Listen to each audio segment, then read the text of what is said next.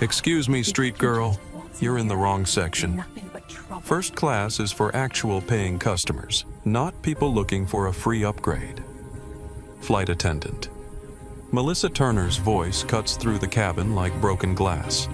She waves dismissively at the woman in seat 2A, shooing her away as if dealing with an unwelcome pest. The passenger, a poised black woman in her early 40s, sits frozen in place, briefcase still on her lap. Melissa's hostility hangs in the air, drawing curious glances from other first-class passengers on Meridian Airlines Flight 842. Is there a problem? The woman asks, her voice steady, despite the public humiliation unfolding. Yes, there's a problem, Melissa replies, leaning closer, blonde hair falling forward as she inspects the woman with exaggerated scrutiny. You're sitting in first class. Her emphasis on those last two words carries unmistakable meaning. It's 6:15 p.m., exactly 25 minutes before departure from Boston to San Francisco. The first-class cabin gleams with luxury. Wide leather seats, ambient lighting, crystal glasses waiting to be filled with pre-flight champagne. Everything designed to convey exclusivity, privilege, and comfort. Everything Melissa seems determined to protect from this particular passenger. In seat 3C, Javier Rodriguez lowers his financial magazine eyebrows raised at the confrontation unfolding in front of him. His gaze shifts between the flight attendant's aggressive stance and the passenger's composed demeanor. Dr. Gabrielle Foster takes a measured breath. Despite her calm exterior, her fingers tighten almost imperceptibly around her phone. 20 years as a neurosurgeon has taught her to control her reactions, especially in moments of crisis. And this, though different from an operating room emergency, demands the same discipline. I have a confirmed reservation for this seat, Dr. Foster says, reaching for her boarding pass. 2A. Melissa rolls her eyes, making no attempt to hide her disbelief. Right. And I'm sure you paid the full $400 to $500 for it, too. Her sarcasm drips like poison. The wealthy-looking man across the aisle shifts uncomfortably. Several passengers pretend to be absorbed in their devices, though their attention is clearly focused on the confrontation. Actually, I did, Dr. Foster replies evenly, though her heart hammers against her ribs. Not from fear, but from the familiar exhausting burden of having to prove her legitimacy in spaces where her presence is automatically questioned. Melissa's lips curl into a smile that contains no warmth. We'll see about that. Is this knockoff fooling anyone? Melissa asks loudly, grabbing Dr. Foster's designer clutch without permission. She holds it up mockingly, turning it over as if appraising a counterfeit. Security should probably check if it's stolen. Gasps ripple through the first-class cabin. A woman in 1D whispers to her husband. A businessman in 4B stares openly now, no longer pretending to read. Javier Rodriguez sits forward, coffee forgotten. Excuse me, he begins, but his objection is cut short by the arrival of Victoria Palmer, the lead flight attendant, her silver-streaked bob and starched uniform projecting authority.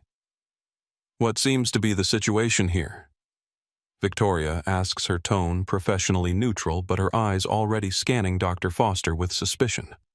This woman claims she has a first-class ticket, Melissa explains, emphasis on claims. I'm just trying to verify. Victoria nods, adopting a veneer of procedural correctness that barely masks her prejudgment.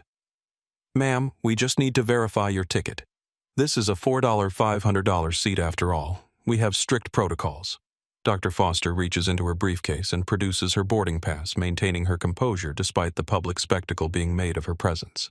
Here's my confirmation. Seat 2A, as I mentioned. Victoria takes the boarding pass, studying it with exaggerated care. She passes it to Melissa, who examines it like a detective with evidence. This could be photoshopped, Melissa announces loudly. Corporate fraud is serious business. We've had cases like this before. Dr. Foster's phone buzzes in her hand. A message appears on the screen. Urgent board meeting moved to 9:00 p.m. Horizon Medical Technologies acquisition vote requires your presence. The irony isn't lost on her, being accused of fraud and theft while simultaneously being needed for a multi-million-dollar corporate acquisition. She opens her camera app, angling it to document the confrontation. "Ma'am, no recording." Melissa snaps, lunging forward to block the camera. "That's against airline policy. Please show me that policy in writing," Dr. Foster requests calmly. "I'm documenting this interaction for my protection." Other passengers have begun recording as well, phones held discreetly or openly capturing the escalating situation. A young white woman in row 5, Emma Whitaker, has started a live stream, her whispered commentary providing context. "Watching clear discrimination happening in first class right now." Victoria steps closer, her voice lowering to a threat wrapped in professionalism. "If you continue to be difficult, we'll have to involve security." Difficult. Dr. Foster echoes, still maintaining her composure. "I'm sitting in my assigned seat showing you my confirmed reservation and responding calmly to accusations of fraud and theft. Which part of that strikes you as difficult?" Victoria's lips thin with displeasure at being questioned. "Your attitude is becoming problematic." From behind them, a new voice joins the conversation. "Her attitude seems perfectly reasonable to me given the circumstances." Javier Rodriguez has stood up, his tall frame impossible to ignore. "I've been watching this entire interaction and I don't see how you can justify this treatment." Melissa flushes with anger. "Sir, please stay out of this. It doesn't concern you." "Discrimination concerns everyone," he replies steadily. The word hangs in the air. Discrimination, giving name to what everyone can see but what the flight attendants are carefully avoiding stating explicitly. Victoria turns to address him, her voice dropping to a hiss. "No one is discriminating. We're following procedure." "Interesting," Javier responds. "I've flown first class on Meridian over 30 times this year, and I've never once been asked to verify that my ticket is legitimate or that my belongings aren't stolen. I am Dr. Gabrielle Foster." She finally introduces herself, her voice low but clear enough to be heard by nearby passengers. "And I'd like to know if every passenger in first class is being subjected to this same level of scrutiny, or if there's something specific about me that has triggered such concern." Victoria's face tightens at the direct challenge. "Dr. Foster, we're simply following protocol.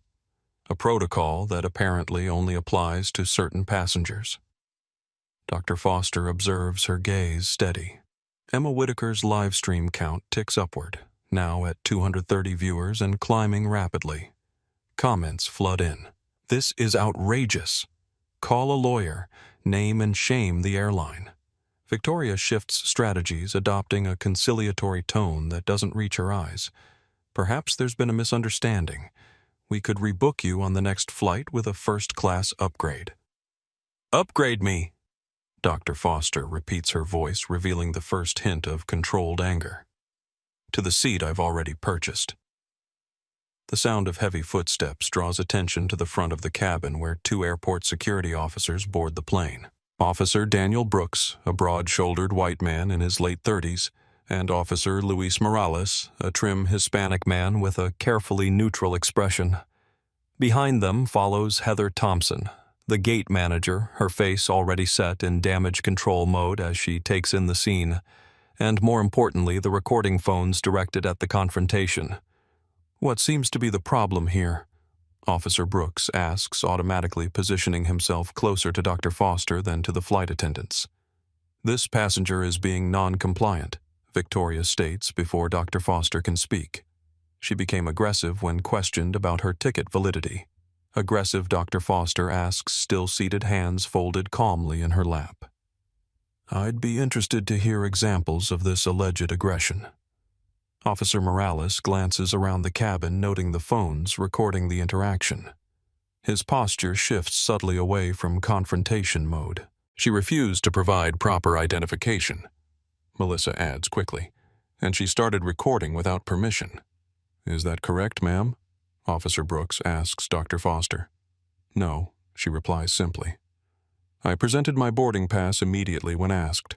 I began recording only after being accused of fraud and theft and after my personal property was grabbed without permission. Javier Rodriguez steps forward again. I can confirm that. The passenger has been completely calm while being subjected to baseless accusations. Dr. Foster's phone buzzes again. A message from her assistant Global News picked up live stream. Legal standing by. Heather Thompson steps forward, clearly recognizing the potential for disaster. Dr. Foster. I apologize for any misunderstanding. If you could step off the aircraft momentarily, we can sort this out without delaying departure. There is no misunderstanding, Dr. Foster states firmly. I have a confirmed reservation for this seat which I have shown. I have done nothing to warrant being removed from this flight. Ma'am Heather begins. Dr. Foster, she corrects gently but firmly. Dr. Foster Heather amends, we need to resolve this situation quickly. I agree completely. Dr. Foster responds. The quickest resolution would be for your staff to cease their unfounded accusations and allow the flight to proceed as scheduled. Officer Brooks shifts his weight, clearly uncomfortable with the situation. Ma'am, Dr. Foster, if airline staff are requesting you to deplane, you are legally required to comply. On what grounds? Dr. Foster asks, her voice still calm but insistent. Disruptive behavior. Victoria supplies immediately. What specifically have I disrupted? Dr. Foster challenges. I'm sitting quietly in my assigned seat. The confrontation has reached an impasse. Passengers throughout the cabin are watching intently. Emma Whitaker's live stream has now reached over 1,000 viewers with comments pouring in by the second. In a last, desperate attempt, Melissa mutters just loudly enough to be heard. She's probably using stolen credit cards. The cabin falls silent. Even Victoria looks shocked at her colleague's blatant statement. Dr. Foster's eyes lock onto Melissa's. Stolen credit cards, she repeats evenly, because a black woman couldn't possibly afford first class legitimately. Is that your implication? Ms. Turner? Melissa's face flushes red. I didn't mean... You didn't have to clarify. Dr. Foster interrupts quietly. Your meaning was perfectly clear. Dr. Foster stands slowly, her full height and presence commanding attention. Despite the pressure of the moment, her voice remains measured, dignified. If you insist on removing me from this aircraft, she states clearly, then you will be removing the new controlling owner of Meridian Airlines. A beat of silence follows, then scattered nervous laughter from those who assume she must be joking. Right. Melissa scoffs, though uncertainty flickers across her face. Dr. Foster retrieves her phone and dials a number, her eyes never leaving Melissa's face. Thomas, it's Gabrielle. The Meridian acquisition closed 5 minutes ago. Please patch me through to CEO Reynolds immediately. Heather Thompson's radio crackles to life. Gate 23 operations here. Be advised we're tracking unusual corporate activity regarding Meridian. Stand by for further instructions. The atmosphere in the cabin shifts dramatically as passengers realize they might be witnessing something extraordinary. Emma Whitaker's live stream viewer count jumps to 3,500 as she whispers excitedly into her phone. Oh my God, I think she actually owns the airline. Melissa's face drains of color. Victoria takes an instinctive step backward. Officer Brooks and Officer Morales exchange a look of growing comprehension. Who are you calling? Victoria demands, her authoritative tone now brittle with anxiety. Doctor. Foster lowers the phone slightly. Someone who's about to change your career trajectory significantly, she replies, the calm in her voice more intimidating than any shouted threat could be. Her phone connects, and she activates the speaker. Dr. Foster. A male voice answers urgently. This is Alexander Reynolds. I understand there's been an incident aboard one of our aircraft. Yes, Alexander. Dr. Foster confirms. I'm currently on Flight 842, where I've been accused of fraud, theft, and using stolen credit cards by your flight attendants who have attempted to remove me from a first-class seat I legitimately purchased. My God, Reynolds responds, shock evident even through the phone connection. This is completely unacceptable. I assure you I don't need assurances. Dr. Foster interrupts smoothly. I need immediate action. I want this crew suspended pending a full investigation effective immediately. Of course, Dr. Foster Reynolds replies without hesitation. We'll arrange for replacement crew right away. Please accept my profound apologies for this inexcusable situation. Heather Thompson's radio crackles again. Gate 23, implement immediate crew change for Flight 842. Priority Level 1. Repeat immediate crew change, Priority Level 1. The power dynamic has completely reversed. Melissa stands frozen, her earlier arrogance replaced by dawning horror. Victoria looks ashen, already calculating the damage to her career.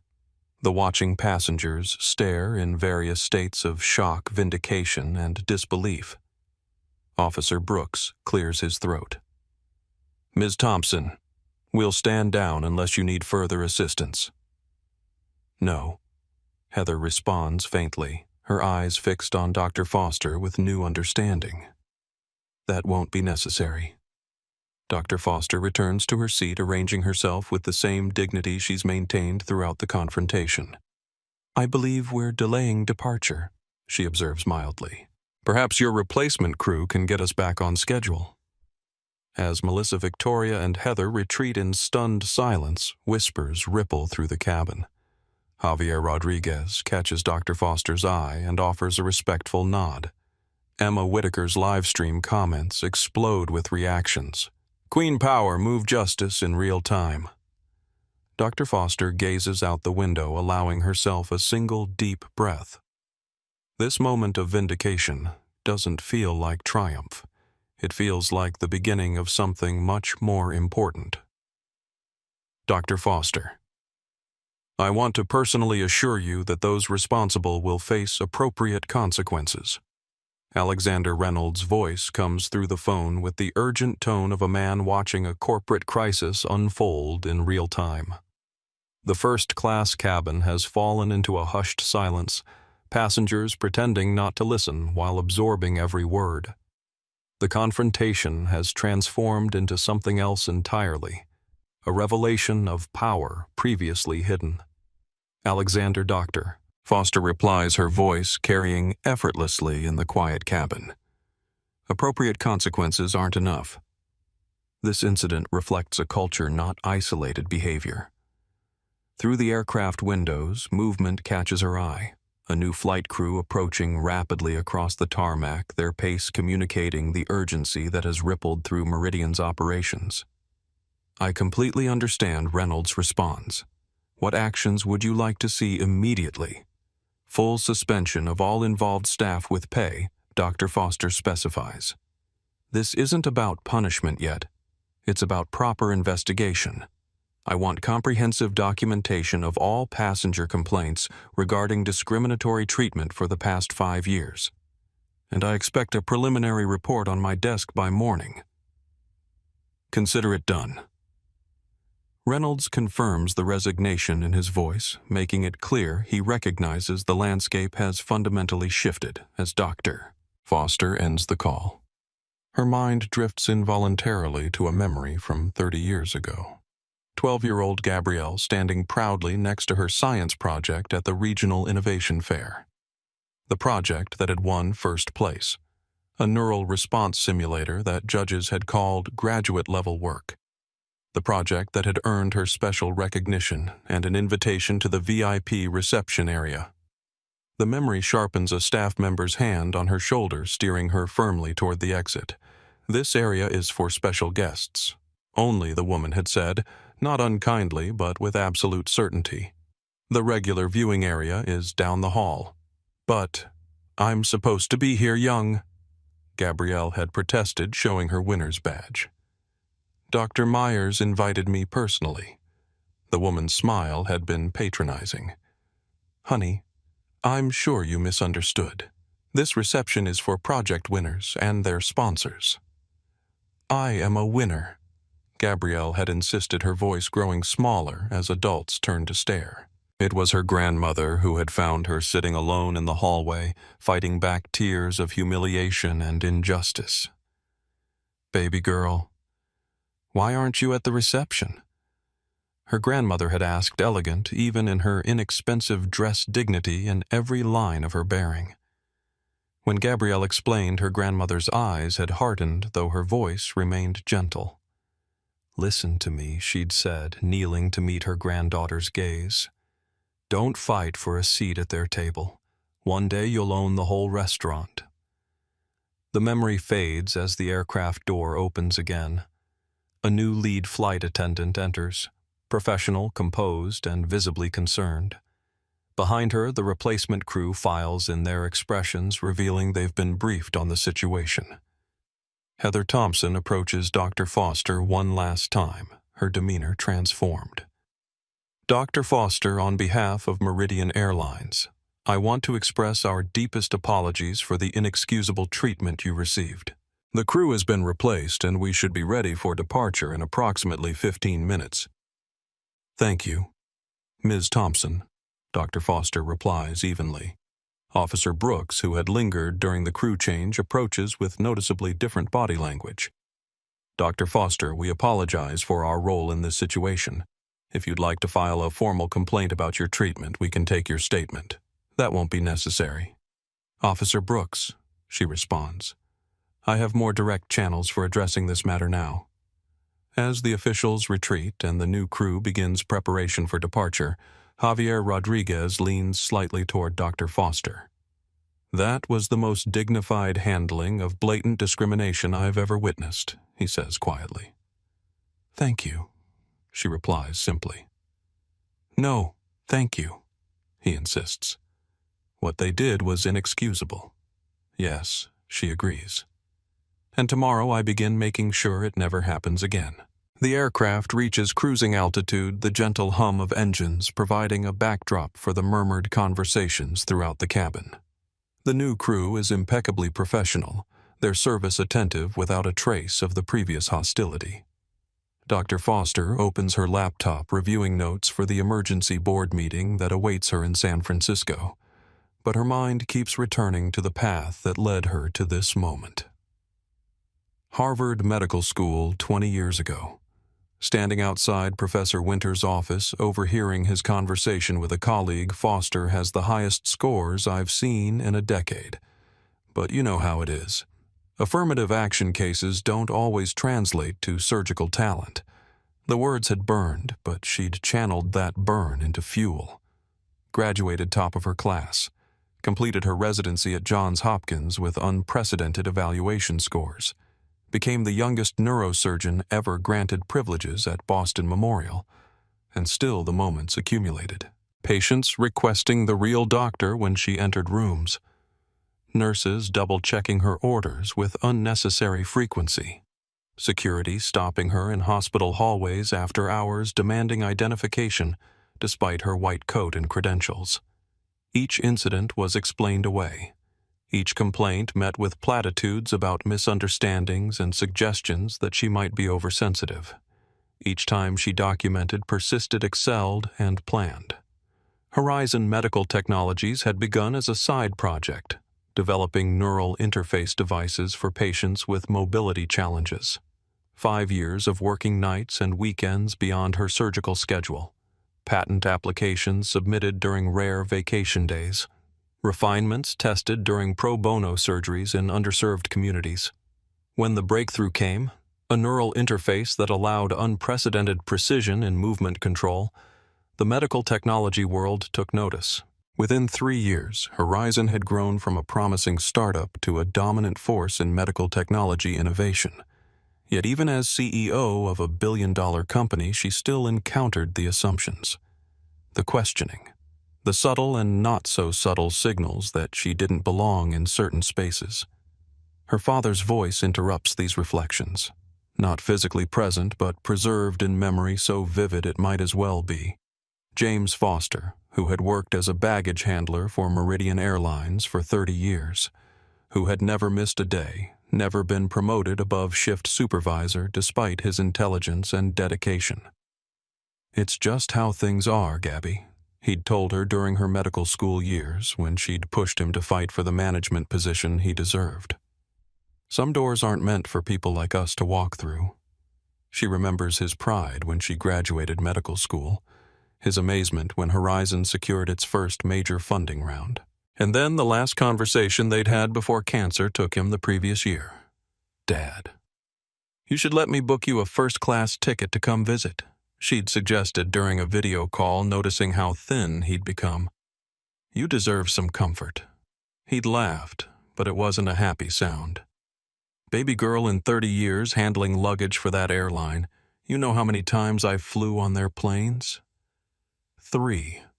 And every single time, even in economy, they made me feel like I was stealing something that wasn't meant for me. His expression had grown serious then. The way they look at you like you're in the wrong place. It wears on your soul after a while. Makes you start believing maybe they're right. She'd made a promise to herself then as she watched her brilliant, hard-working father diminished by decades of subtle exclusion. Someday, she would create a space where dignity wasn't allocated based on appearance, where belonging wasn't something that had to be proven repeatedly. The acquisition of Meridian Airlines wasn't a spontaneous decision. It had been planned, methodically researched thoroughly, and executed with the precision she brought to both surgery and business. Not for profit, though the company had significant turnaround potential. Not for status, though ownership of a major airline certainly represented a kind of power. She had acquired Meridian because her father deserved better, because every person who had ever been made to feel they didn't belong deserved better. Dr. Foster. The voice of the new lead flight attendant breaks through her thoughts. "Would you care for a beverage before dinner service begins?" Water would be fine. "Thank you," she responds, noting the difference in tone, the absence of suspicion or condescension. As the attendant moves away, Dr. Foster makes a note on her tablet. Identify procedural changes needed to ensure consistent treatment of all passengers. This was just the beginning. "Excuse me, Dr. Foster." A distinguished older gentleman approaches her seat during a quiet moment in the flight. "I'm Professor Adam Taylor from Harvard Law. I couldn't help witnessing what happened before takeoff, and I wanted to offer my services as a witness if you need one." Dr. Foster looks up, assessing him briefly before responding. "Thank you, Professor Taylor. That's very kind." "Not kindness," he clarifies, his expression serious. "Necessity. What I observed was textbook discriminatory treatment. It should be documented properly." She nods. "I appreciate that. If you could email your contact information to my assistant, that would be helpful." She passes him a business card with her assistant's details. As Professor Taylor returns to his seat, a Hispanic woman in her early 30s approaches hesitantly. "Dr. Foster, I'm Elena Delgado. I just wanted to say..." She pauses, seeming to gather courage. "The same thing happened to me last month on a Meridian flight. Not as extreme, but similar questioning, similar assumptions. I didn't have the courage to stand up like you did. It shouldn't require courage to be treated with basic dignity." Ms. Delgado, Dr. Foster replies gently. "No, it shouldn't." Elena agrees. "But I'm glad someone with power is finally seeing it firsthand." Throughout the flight, more passengers find reasons to pass by her seat, offering quiet words of support or sharing similar experiences. What strikes Dr. Foster is the diversity of these stories, not just from people of color, but from younger travelers, people dressed casually, anyone who somehow didn't fit the perceived first-class passenger profile. During a quiet moment when most passengers are watching movies or napping, a young flight attendant approaches her movements, suggesting she doesn't want to draw attention. "Dr. Foster," she says softly. "I'm Sophie Bennett. I'm new with Meridian, only 6 months in. I just wanted you to know." She glances around, lowering her voice further. What Melissa and Victoria did, that's not unusual. Dr. Foster regards her carefully. "Go on. During training, we were taught to watch for passengers of concern in premium cabins." Sophie continues, her discomfort evident. They never explicitly mentioned race or age, but the examples they used, the photos in the training materials. It was clear what they meant. Do you have access to these materials? Dr. Foster asks. Sophie nods. Everything's in our training portal, but that's not all. We have metrics for premium cabin integrity. Basically, how many people we identify as not belonging in first class. Some senior attendants brag about their numbers. Thank you for telling me this, Ms. Bennett, Dr. Foster says. That's extremely valuable information. I almost quit last month, Sophie admits. I became a flight attendant to help people, not to make them feel unwelcome. But maybe, she hesitates, maybe I can do more good by staying and helping change things. Sometimes the most effective change comes from within. Dr. Foster agrees. Would you be willing to document what you've observed? With full protection, of course. Yes, Sophie says without hesitation. It's time someone did something. As Sophie returns to her duties, Dr. Foster makes another note on her tablet, adding review all training materials and investigate performance metrics to her growing list of action items. Her phone buzzes with a message from Jennifer Williams, her executive assistant legal team standing by. Social media response overwhelming. Hahat flying while black trending nationally. CNN, MSNBC requesting statements. Another message follows immediately. Thomas has secured preliminary data on passenger complaints for the past year. Pattern of discriminatory incidents clearly established. Documentation ready for your review upon landing. Dr. Foster isn't surprised. She had suspected what the data would show. What does surprise her is the speed with which this single incident has captured public attention. Emma Whitaker's live stream has now been viewed over 200,000 times and shared by several major news outlets. The power of visibility, the impact of witnessing. These would be essential components of the transformation she intends to implement. Gabrielle, the media pressure is mounting. Jennifer Williams's voice comes through Dr. Foster's earbuds as she reviews documents on her tablet. CNN is running the story at the top of the hour. Social media engagement has tripled in the last 40 minutes. What's the angle they're taking? Dr. Foster asks, keeping her voice low to avoid being overheard. Mostly supportive of you, Jennifer reports. The initial footage makes it impossible to spin this any other way. Reynolds has issued a standard corporate apology, but it's being criticized as inadequate. As it should be. Dr. Foster agrees. Standard responses won't address non-standard problems. Thomas is sending you some troubling data, Jennifer continues. The preliminary review of complaint records shows a pattern that can't be coincidental. Complaints about discriminatory treatment are filed at nearly triple the rate by passengers of color, but they're resolved at only half the rate of other complaints. Not surprising, but now we have evidence, Dr. Foster notes. What about internal policies? That's where it gets interesting, Jennifer says, her tone shifting. There's an unofficial metric called premium cabin integrity that flight attendants are evaluated on. Essentially, they're rewarded for identifying passengers they believe don't belong in first class or business class, and either upgrading their verification procedures or finding reasons to deny service. Officially sanctioned profiling, Dr. Foster summarizes. Exactly. And while the policy language never explicitly mentions race, age, or appearance, the implementation data tells a different story. Thomas is compiling examples now. Dr. Foster processes this information, connecting it to Sophie Bennett's earlier revelations. Jennifer, I need you to do something immediately. Contact Professor Adam Taylor. He's on this flight and offered to be a witness. He's a Harvard law professor. See if he'd be willing to help us structure an independent review process for these practices. On it, Jennifer confirms. Also, Richard Montgomery called. He says the legal framework for your proposed changes is ready to present to the board. Good. And the meeting logistics. Set for 9:15 p.m. at the Horizon offices. Transportation will be waiting when you land. The board members have been notified of an emergency session. Most are already en route. Dr. Foster checks the flight information display 2 hours until landing. Send me Montgomery's preliminary legal framework. I want to review it before landing. Already in your secure folder. One more thing, Gabrielle.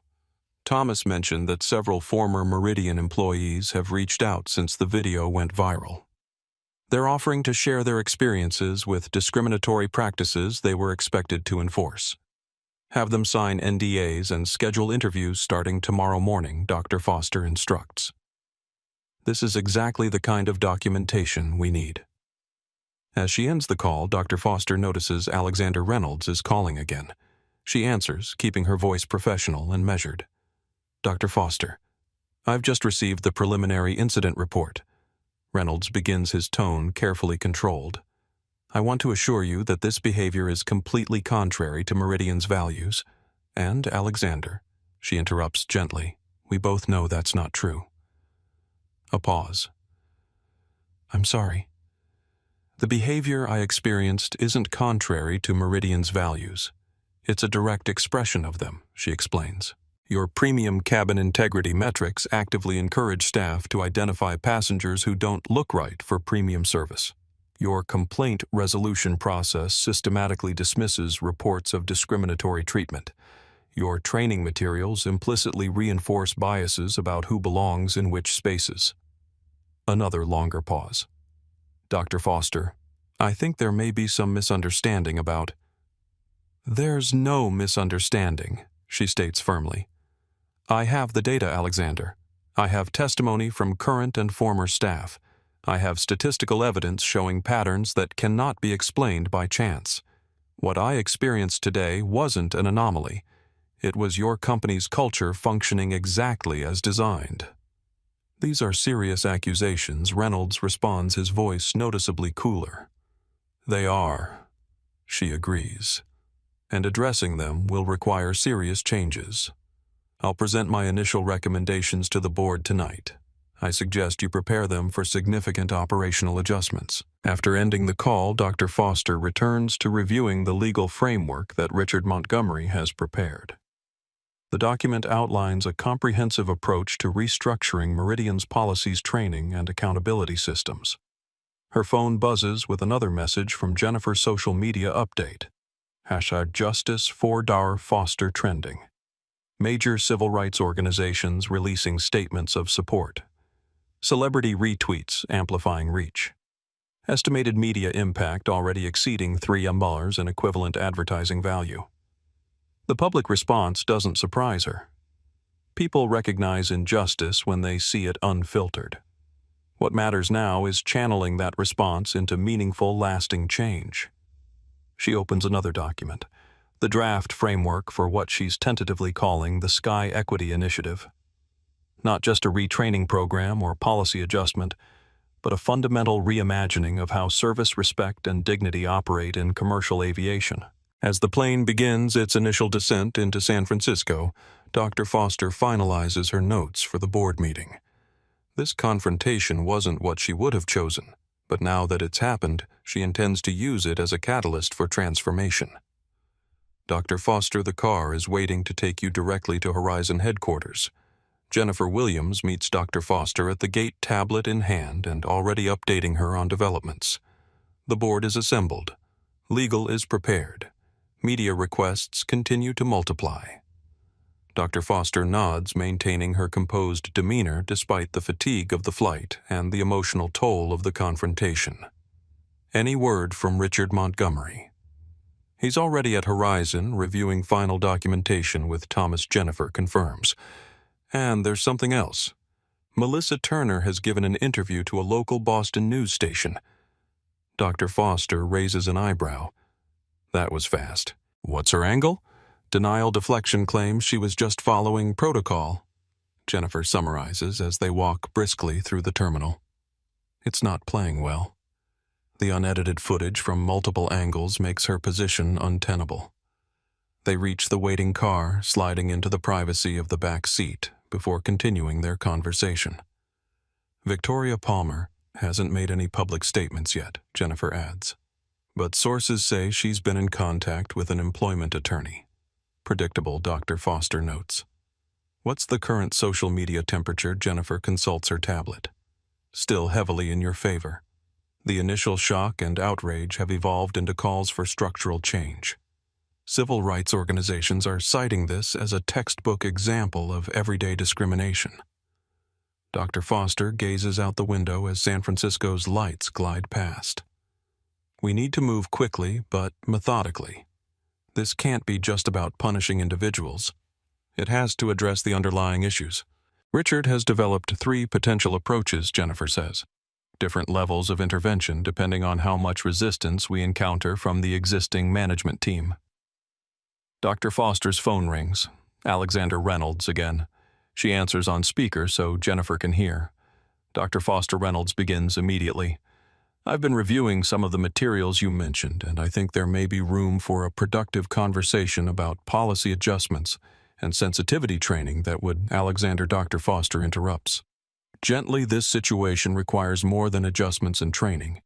The issues are structural and cultural. They require comprehensive reform. With all due respect, Dr. Foster Reynolds counters, his tone carefully measured. You've been involved with Meridian for less than 24 hours. I've led this company for 8 years. I believe I have some insight into what's practical and what's not. Your experience is valuable, she acknowledges, and I hope you'll bring that perspective to implementing the necessary changes. But the decision to proceed with comprehensive reform isn't up for negotiation. A pause. Perhaps we should continue this discussion in person. I agree. I'll see you at the board meeting in 30 minutes. As she ends the call, Jennifer gives her a knowing look.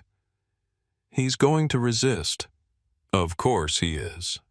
Dr. Foster agrees. Change is uncomfortable, especially when it challenges long-held assumptions. But resistance doesn't mean we adjust our goals. It means we refine our strategies. The car pulls up to the Horizon Medical Technologies headquarters, a sleek glass and steel structure in downtown San Francisco. Security escorts them directly to the executive elevator. Dr. Foster says as they ascend, I want to be clear about something. This isn't about revenge. Jennifer studies her boss carefully. I know that. Make sure everyone else knows it too. Dr. Foster emphasizes, what happened to me today happens to countless people every day, most of whom don't have the power to affect change. The goal isn't punishment. It's transformation. Understood, Jennifer affirms. Though I wouldn't mind seeing Melissa Turner learn a serious lesson. A small smile touches Dr. Foster's lips. Oh, she will. Just not in the way she might expect. They exit the elevator on the top floor where Richard Montgomery awaits them. Tall, distinguished, with silver hair and the calm demeanor of someone who has navigated countless corporate battles, he greets Dr. Foster with respectful efficiency. The documentation is compelling, he informs her without preamble. Statistical evidence of disparate treatment internal metrics that effectively incentivize discrimination training materials that reinforce problematic assumptions. We have more than enough to justify sweeping changes. And legally, she inquires as they walk toward the boardroom. On solid ground, he assures her, the acquisition gives you controlling interest. The board can't block structural reforms without exposing themselves to liability given what we now know about existing practices. They pause outside the boardroom doors. Inside, the board of Meridian Airlines waits. Executives who have overseen a system that turned discrimination into policy, however disguised. Ready? Richard asks. Dr. Foster takes a measured breath, the same centering technique she uses before complex surgeries. Yes, it's time to begin the healing process. Gentlemen, ladies, I understand this emergency meeting comes at an inconvenient hour. Alexander Reynolds stands at the head of the polished boardroom table attempting to project calm authority despite the tension evident in his posture. As you're all aware, an incident occurred today aboard one of our flights that has garnered significant media attention. The 12 board members of Meridian Airlines shift uncomfortably. Screens embedded in the wall display muted news coverage of the confrontation, social media analytics showing the viral spread of the video and preliminary damage assessments for the company's reputation. Cynthia Blackwell, VP of Operations, leans forward, her voice taut with controlled panic. Alex, the hashtags are still trending. We've got civil rights organizations issuing statements, celebrity influencers amplifying the story. This is approaching crisis level. Michael Peterson, Chief of Staff, nods in agreement. Our immediate response hasn't gained traction. Standard apology language is being criticized as inadequate and performative. Reynolds clears his throat. I've spoken directly with Dr. Foster, who has assumed controlling interest in Meridian following today's acquisition closure. She's expressed concerns about our policies and procedures, which we're prepared to review thoroughly. Amanda Wilson, Director of Flight Services and direct supervisor to the flight attendants involved in the incident, interjects with barely contained defensiveness. Our procedures are industry standard. If they were implemented overzealously in this instance, that's an individual performance issue, not a policy problem. Exactly, agrees board member Harold Jenkins. This is clearly a case of two employees exercising poor judgment. We terminate, we apologize, we implement a day of sensitivity training, and we move on.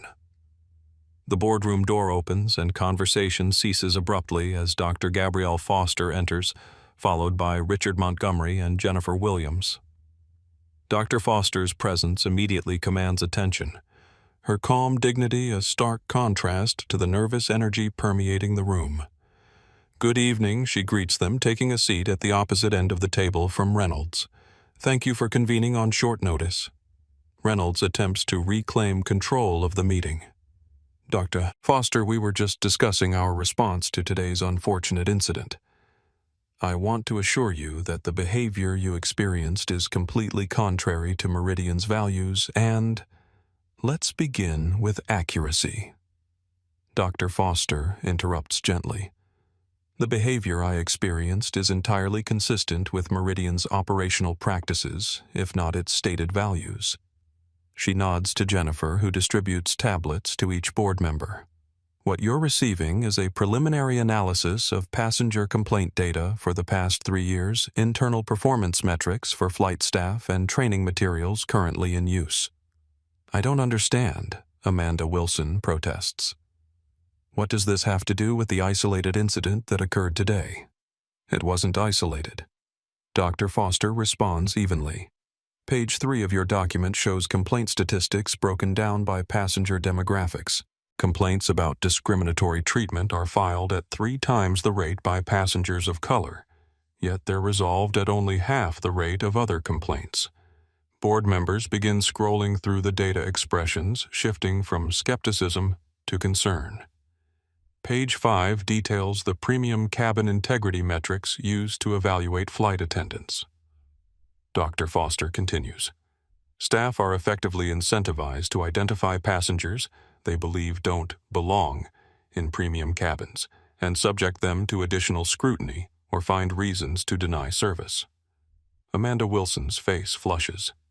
That metric measures fraud prevention, not page 6 contains excerpts from your own training presentations.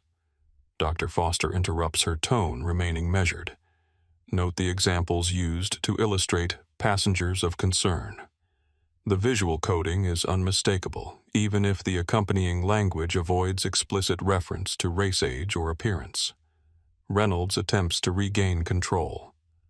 Dr. Foster, while these materials certainly warrant review, I think it's premature to draw sweeping conclusions about "I'm not finished," she states quietly but firmly. Page 8 contains testimony from current and former Meridian employees about unofficial directives they received regarding passenger profiling. Page 9 shows statistical analysis demonstrating that these practices have been implemented with remarkable consistency across your entire operation. The room falls silent as board members continue reviewing the documentation, the implications becoming impossible to ignore. What exactly are you proposing? Reynolds finally asks, his earlier confidence notably diminished. Dr. Foster nods to Richard Montgomery, who stands to address the board. As controlling shareholder following today's acquisition, Dr. Foster is implementing a comprehensive reform initiative, Montgomery explains. This will include a complete revision of training materials and operational metrics, independent review of all passenger complaints over the past 5 years, and restructuring of management in key departments. This is extreme protests, Harold Jenkins. You can't overhaul an entire airline because of one incident. It wasn't one incident, Dr. Foster corrects him. It was the visible manifestation of a pattern that has existed for years. A pattern that you, as board members, either approved or overlooked. She stands, commanding the room's attention.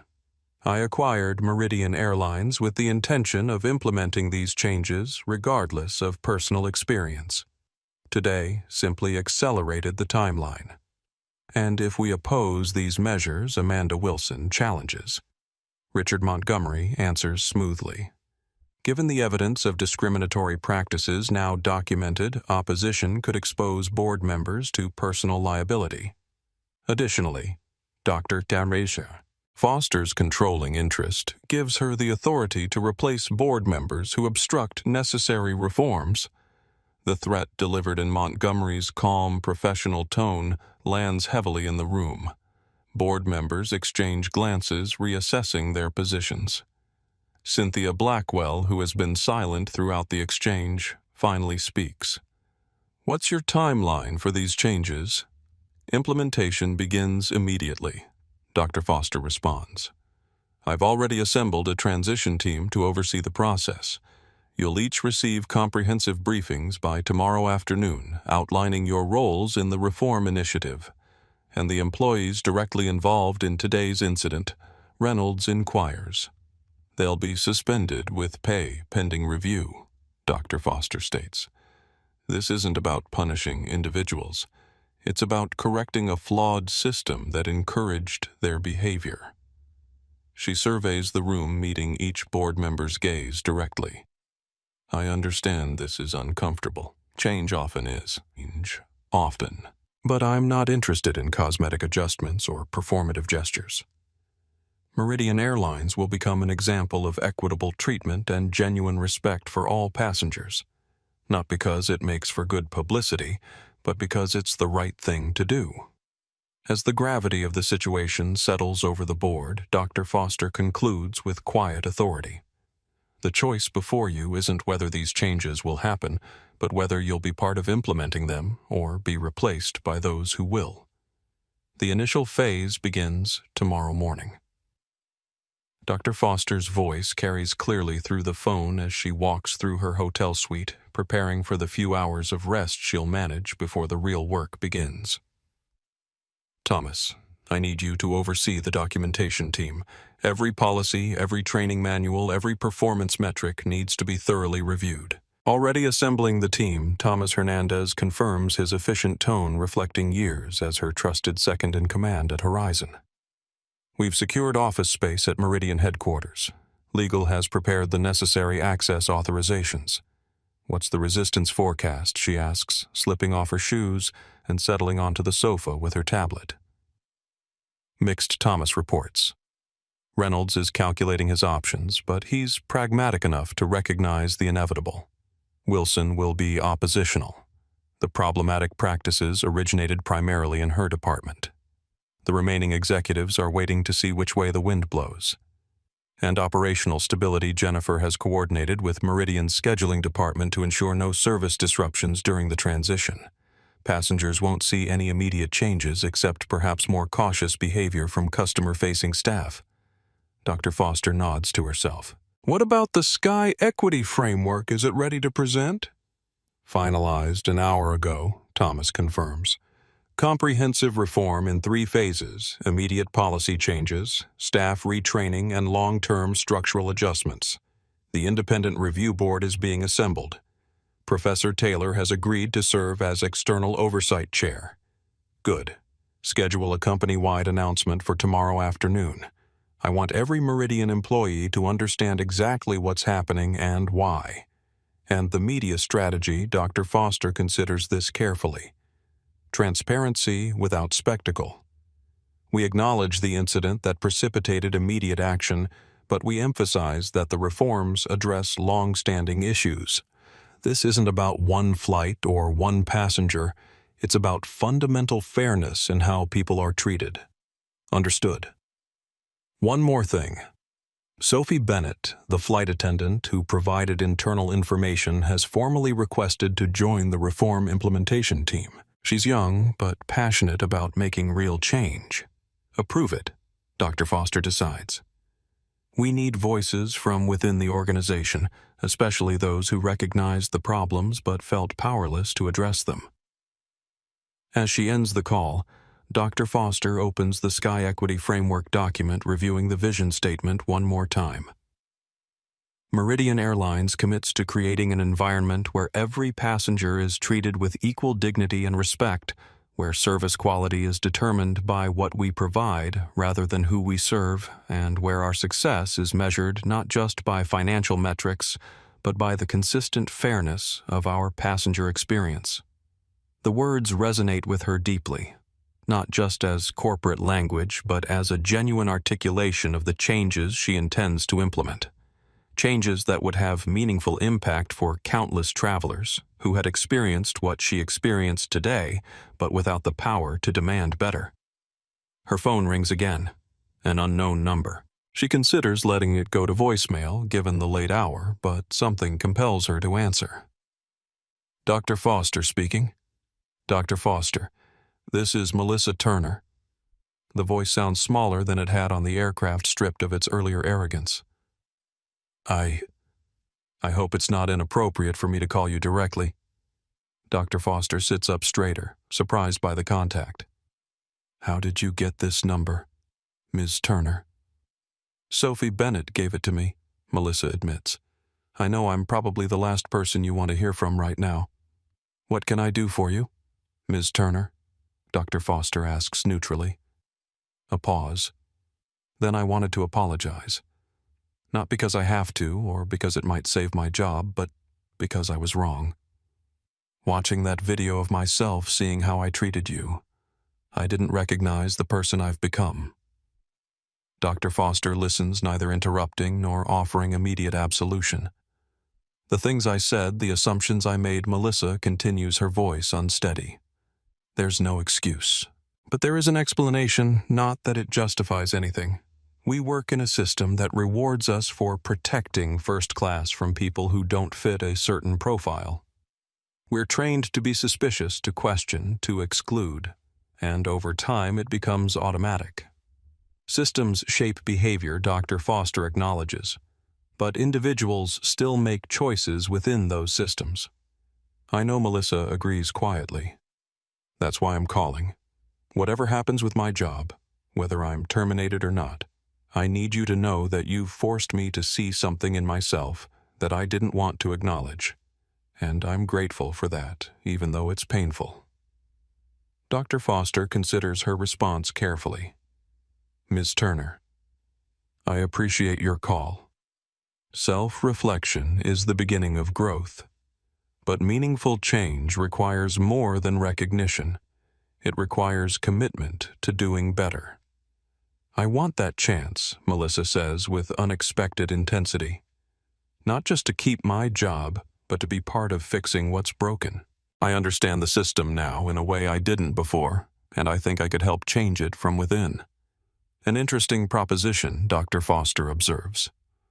Why should I consider it? Because reformed offenders make the most convincing advocates, Melissa suggests. And because I have 8 years of experience seeing how discrimination operates in aviation from the inside. I know where the problems are hidden.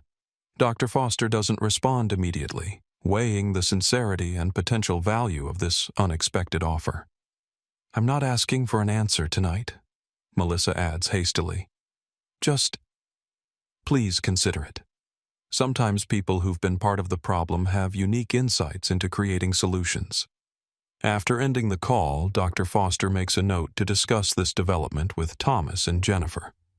Melissa Turner's proposal is unexpected but potentially valuable, especially if her transformation is genuine. She returns to reviewing the implementation timeline for the Sky Equity Initiative, making adjustments based on the day's developments.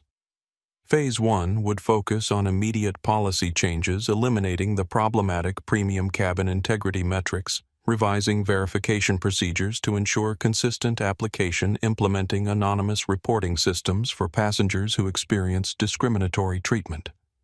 Phase 2 would address staff training and culture comprehensive education about unconscious bias, revision of all training materials, new service standards emphasizing equal treatment regardless of appearance or background. Phase 3 would tackle structural reforms, diverse hiring at all levels, transparent accountability systems, independent review of passenger complaints, regular assessment of service consistency across demographic groups. As she finalizes her notes, Dr. Foster allows herself a moment to reflect on how differently this day had unfolded than she'd anticipated. The humiliation and anger she'd experienced in that first-class cabin had been real, but so was her determination to transform that negative experience into positive change. Tomorrow, the real work would begin. You can be part of the problem or part of the solution, Ms. Turner. The choice is yours. Dr. Foster sits across from Melissa Turner in a conference room at Meridian headquarters, the morning sunlight streaming through floor-to-ceiling windows. Melissa looks different today. The arrogant confidence replaced by genuine humility, her posture reflecting the weight of her actions and their consequences. "I want to be part of the solution," she responds, her voice steady despite her evident nervousness. "What happened yesterday? What I did. It forced me to confront attitudes I didn't even realize I was carrying." Dr. Foster studies her carefully. Self-awareness is valuable, but implementing real change requires more than good intentions. It requires consistent action, even when uncomfortable. I understand that Melissa nods, and I'm prepared to do the work. Dr. Foster slides a folder across the table. This is the framework for our Sky Equity Initiative. Phase 1 begins today, if you're serious about being part of the solution. I want you to review this carefully and provide your honest assessment, including identifying points of likely resistance from other staff. Melissa accepts the folder, her expression solemn. "Thank you for this opportunity. I know I haven't earned your trust yet, but I will." This isn't about trust, Dr. Foster clarifies. It's about leveraging perspectives from all parts of the organization, including those who've participated in the problematic behaviors we're addressing. As Melissa leaves with the documents, Jennifer Williams enters, eyebrows raised in surprise. That was unexpected. "Are you sure about bringing her into the fold?" "Not entirely," Dr. Foster admits. "But transformation requires allowing for personal growth and redemption. If she's genuine, her insights could be valuable. And if she's not, then we'll know soon enough," Dr. Foster concludes. What's next on the agenda? Victoria Palmer is waiting in the main conference room with her attorney, Jennifer reports. Unlike Melissa, she's taking a defensive position. The attorney has prepared a statement claiming Victoria was simply following established protocols and bears no personal responsibility. Dr. Foster nods unsurprised. That's consistent with her character as observed. Schedule 15 minutes for that meeting. No more. They walk together through the executive floor of Meridian headquarters, where the atmosphere has transformed overnight. Staff members who 24 hours ago had never heard of Dr. Gabrielle Foster now watch her with a mixture of apprehension and curiosity as she passes. In the main conference room, Victoria Palmer sits rigidly beside a sharp-featured attorney in an expensive suit. Both stand as Dr. Foster enters. Dr. Foster. "I'm Christopher Walton, representing Ms. Palmer." The attorney begins immediately. "Before we proceed, I want to state for the record that my client was acting in accordance with Meridian's established procedures during yesterday's incident. Any suggestion of personal discriminatory intent is categorically denied." Noted. Dr. Foster responds simply, taking a seat. Ms. Palmer. "I appreciate you coming in today." Victoria's expression remains defensive. "I didn't have much choice, did I?" "Actually, you did." Dr. Foster corrects her.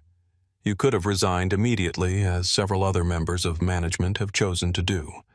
The fact that you're here suggests you want something, perhaps to defend your position or negotiate your continued employment.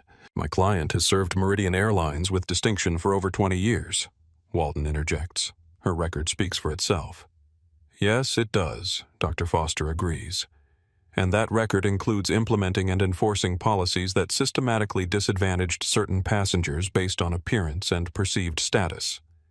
Those policies were approved at the highest levels of the company. Victoria counters color rising in her cheeks. I didn't create them. But you embraced them, Dr. Foster observes. You trained others to implement them. You defended them yesterday on that aircraft. I was doing my job. That's precisely the problem. Dr. Foster responds quietly. When doing your job means treating people unequally, it's time to question the job itself. Victoria's attorney leans forward. Dr. Foster, what exactly is your intention regarding my client's employment status? That depends on Ms. Palmer, Dr. Foster replies, turning her attention back to Victoria. Unlike Ms. Turner, who has expressed genuine remorse and a desire to participate in reform efforts, you appear to be primarily concerned with avoiding personal accountability. This is unfair, Victoria protests. One incident is being used to dismantle my entire career. It wasn't one incident, Dr. Foster corrects her. It was one visible manifestation of a pattern that data shows has existed throughout your tenure. A pattern you helped create and maintain. She slides a folder across the table. These are your options, Ms. Palmer. Option 1. Resignation with standard severance and a non-disparagement agreement. Option 2. Reassignment to the implementation team for our Sky Equity initiative, working under supervision to reform the very systems you helped build. The choice is yours. This is coercion, Walton objects. No, Dr. Foster contradicts calmly. It's accountability with an opportunity for redemption, Miss.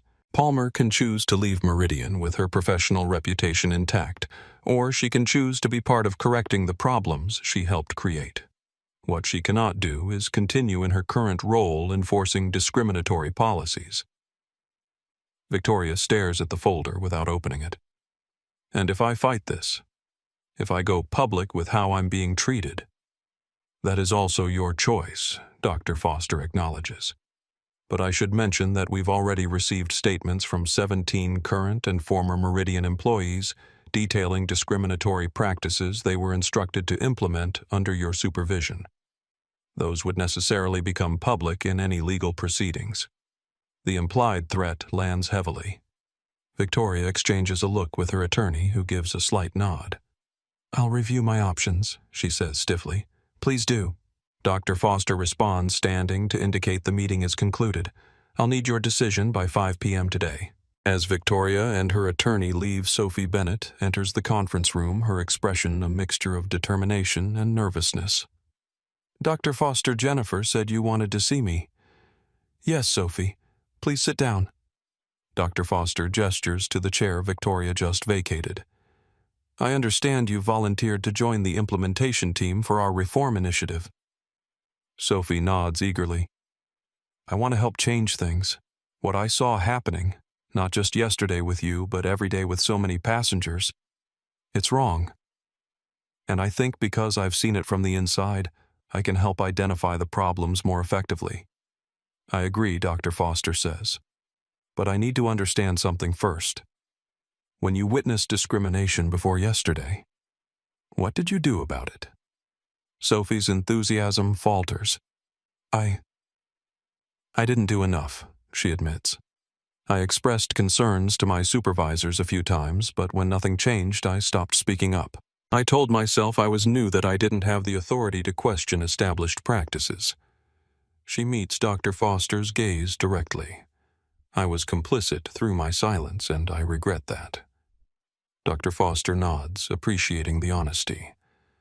Recognition of past inaction is the first step toward meaningful change.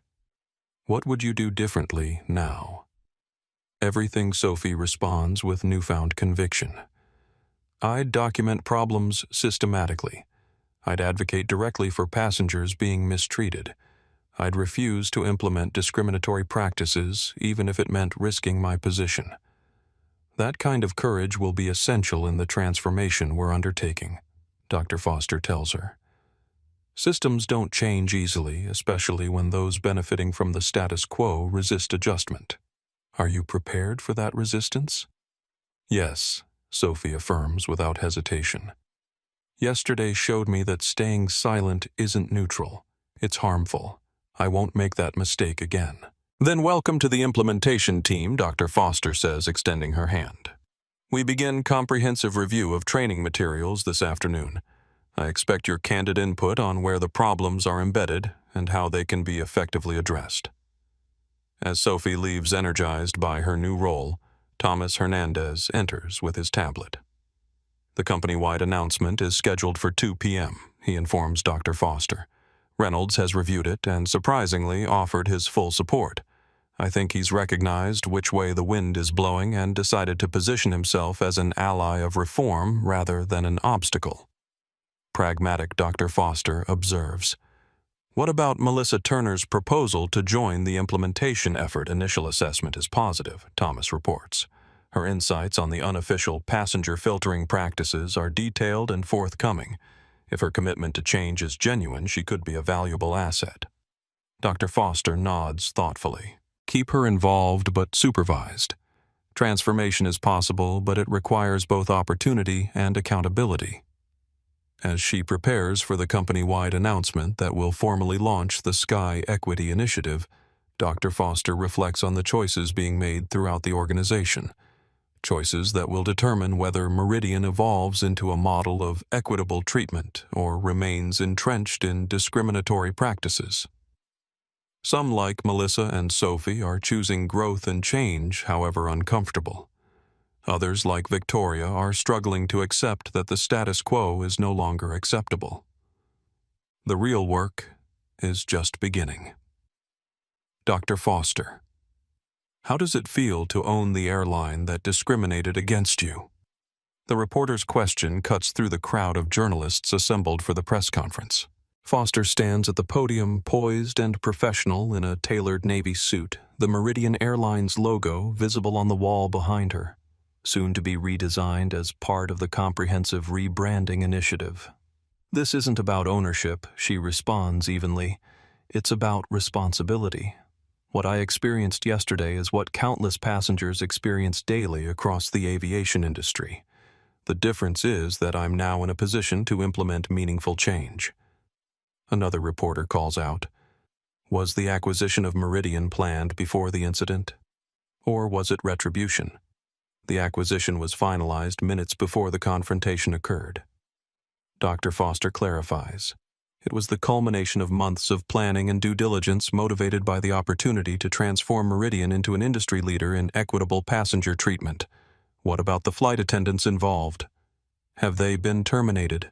Personnel matters will be handled appropriately and fairly, she responds.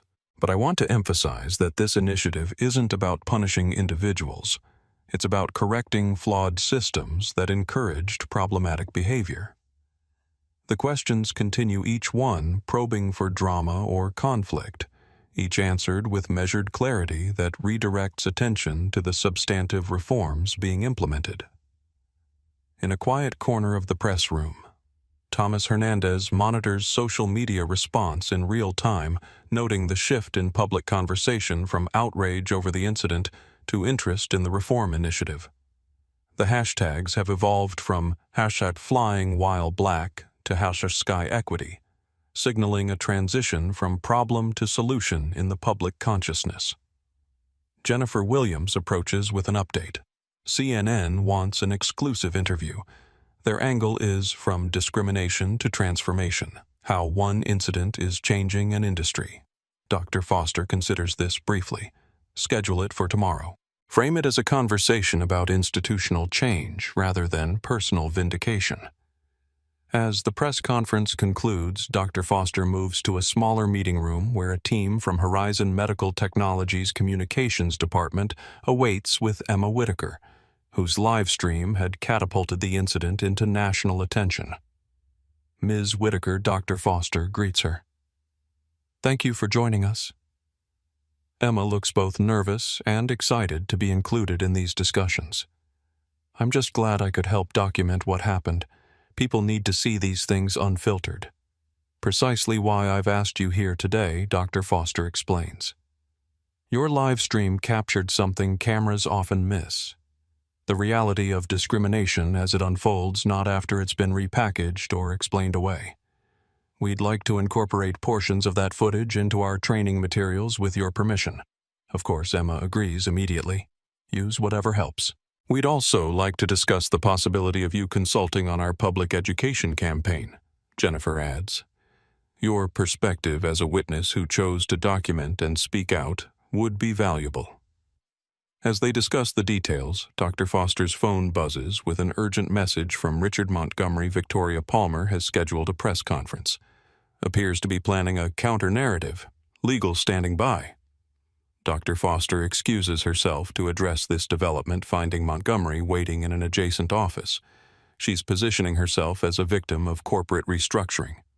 Montgomery informs her without preamble, claiming her perfect record is being tarnished by new ownership looking for scapegoats. Predictable, Dr. Foster responds, and ultimately ineffective. The documentation of her role in implementing discriminatory practices is comprehensive.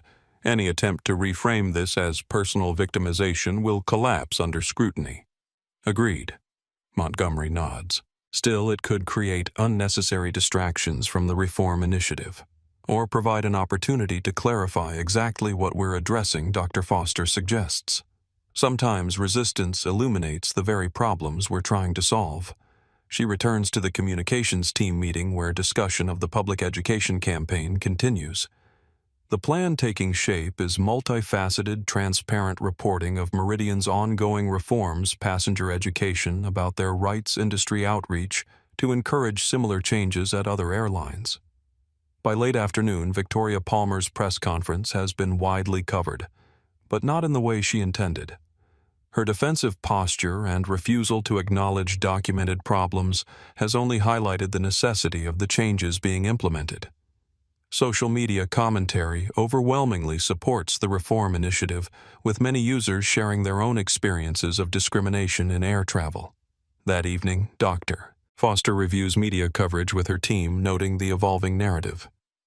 What began as a story about one black woman's humiliation has transformed into a conversation about institutional reform and accountability. The footage of her confrontation with Melissa and Victoria continues to circulate, but now alongside coverage of the comprehensive changes being implemented at Meridian. "The media cycle is working in our favor," Thomas observes.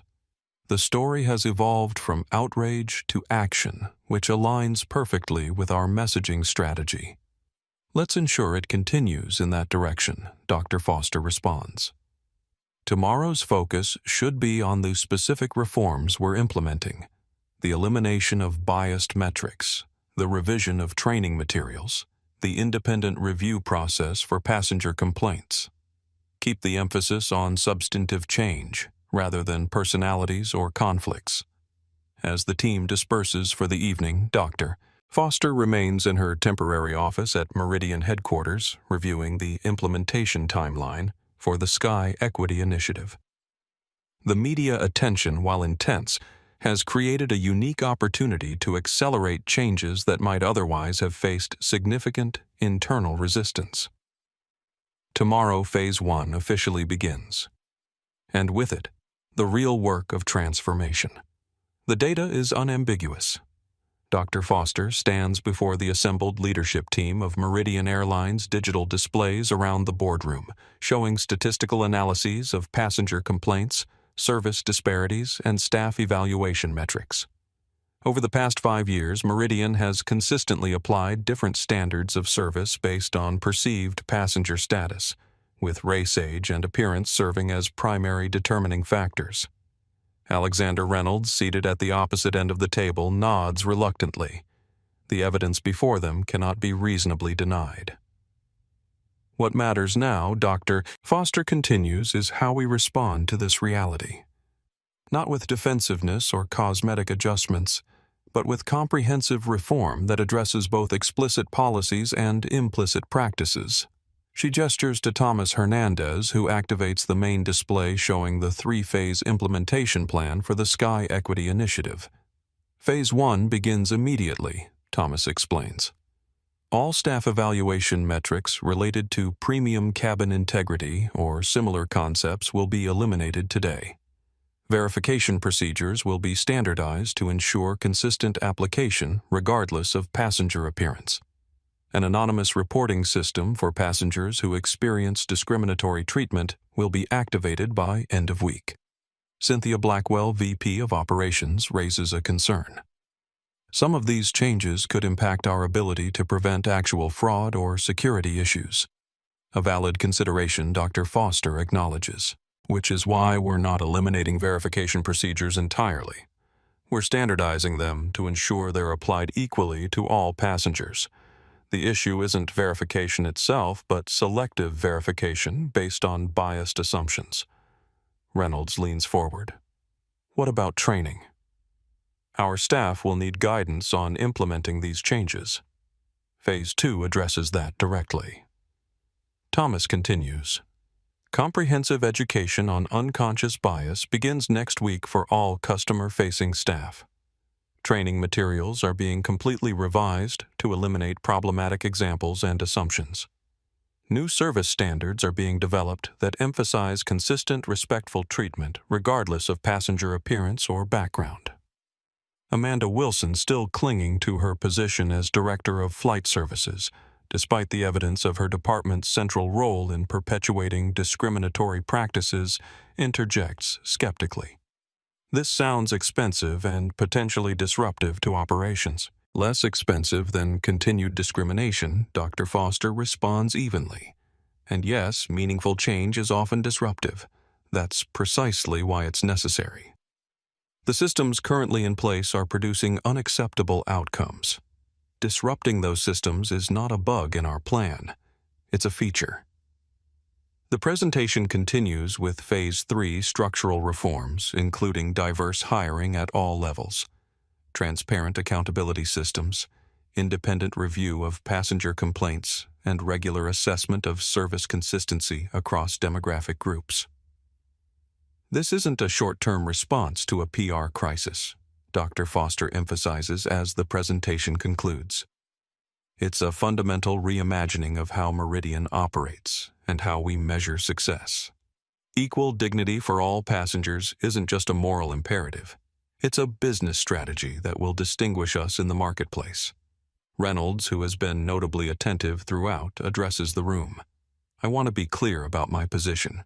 Having reviewed the evidence and considered the proposed changes, I fully support the Sky Equity Initiative. Dr. Foster has identified legitimate problems in our operations, and the solutions proposed are both necessary and thoughtful. His public alignment with the reform effort sends a clear message to the remaining leadership team. Resistance will not be supported from the top. As the meeting transitions to implementation logistics, Sophie Bennett enters with Melissa Turner, both now officially part of the Sky Equity team.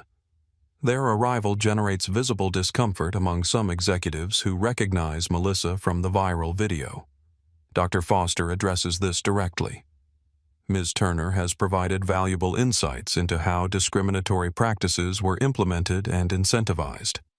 Her perspective as someone who participated in these practices is essential to understanding how they became normalized and how we can effectively change them. Melissa, visibly uncomfortable but determined, adds, "What happened on that flight revealed problems much larger than my individual actions. I'm committed to helping correct a system that rewarded the wrong behaviors and discouraged the right ones." The afternoon proceeds with detailed planning sessions, department heads receiving specific assignments related to the initiative's first phase. By evening, tangible changes are already being implemented. The problematic metrics removed from staff evaluation systems, preliminary revisions to verification procedures distributed to frontline staff, hotline numbers established for employees to report concerns about discriminatory practices. Dr. Foster concludes the day with a final meeting with Reynolds Montgomery and key implementation team members. Day 1 exceeded expectations, Thomas reports. Resistance has been minimal, likely due to the overwhelming evidence and clear executive support. The press coverage remains positive, with industry analysts predicting similar reforms at other airlines. What about Victoria Palmer's counter-narrative, Dr. Foster inquires. Ineffective, Jennifer responds. Her press conference generated limited coverage, mostly negative. Former subordinates have come forward contradicting her claims of exemplary leadership. Reynolds, who has been quietly observing, finally speaks. I've been with Meridian for 8 years. I considered myself an effective ethical leader. Yet somehow, under my watch, these practices flourished. That's humbling to acknowledge. Self-reflection is essential for meaningful change. Dr. Foster responds. What matters now is not what was overlooked in the past, but what is corrected going forward. Reynolds nods, his expression thoughtful. I've been thinking about my father. He was a black man working in corporate America in the 1970s. The stories he told me about the barriers he faced, I somehow convinced myself those issues were largely behind us. Yesterday's incident and today's data have forced me to recognize how wrong I was. Recognition is the first step, Dr. Foster acknowledges. Implementation is where the real challenge lies.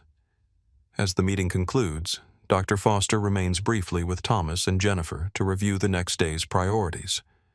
The momentum is strong, Thomas observes, but maintaining it will require visible progress that staff and passengers can recognize immediately. Agreed, Dr. Foster says. Let's prioritize the passenger reporting system and standardized verification procedures. Those will create the most noticeable changes in the short term. She pauses, considering something else. And let's schedule a conversation with the design team about rebranding. If we're transforming the company's culture, the visual identity should reflect that evolution. By the time Dr. Foster returns to her hotel that night, the first day of implementation has generated substantial progress.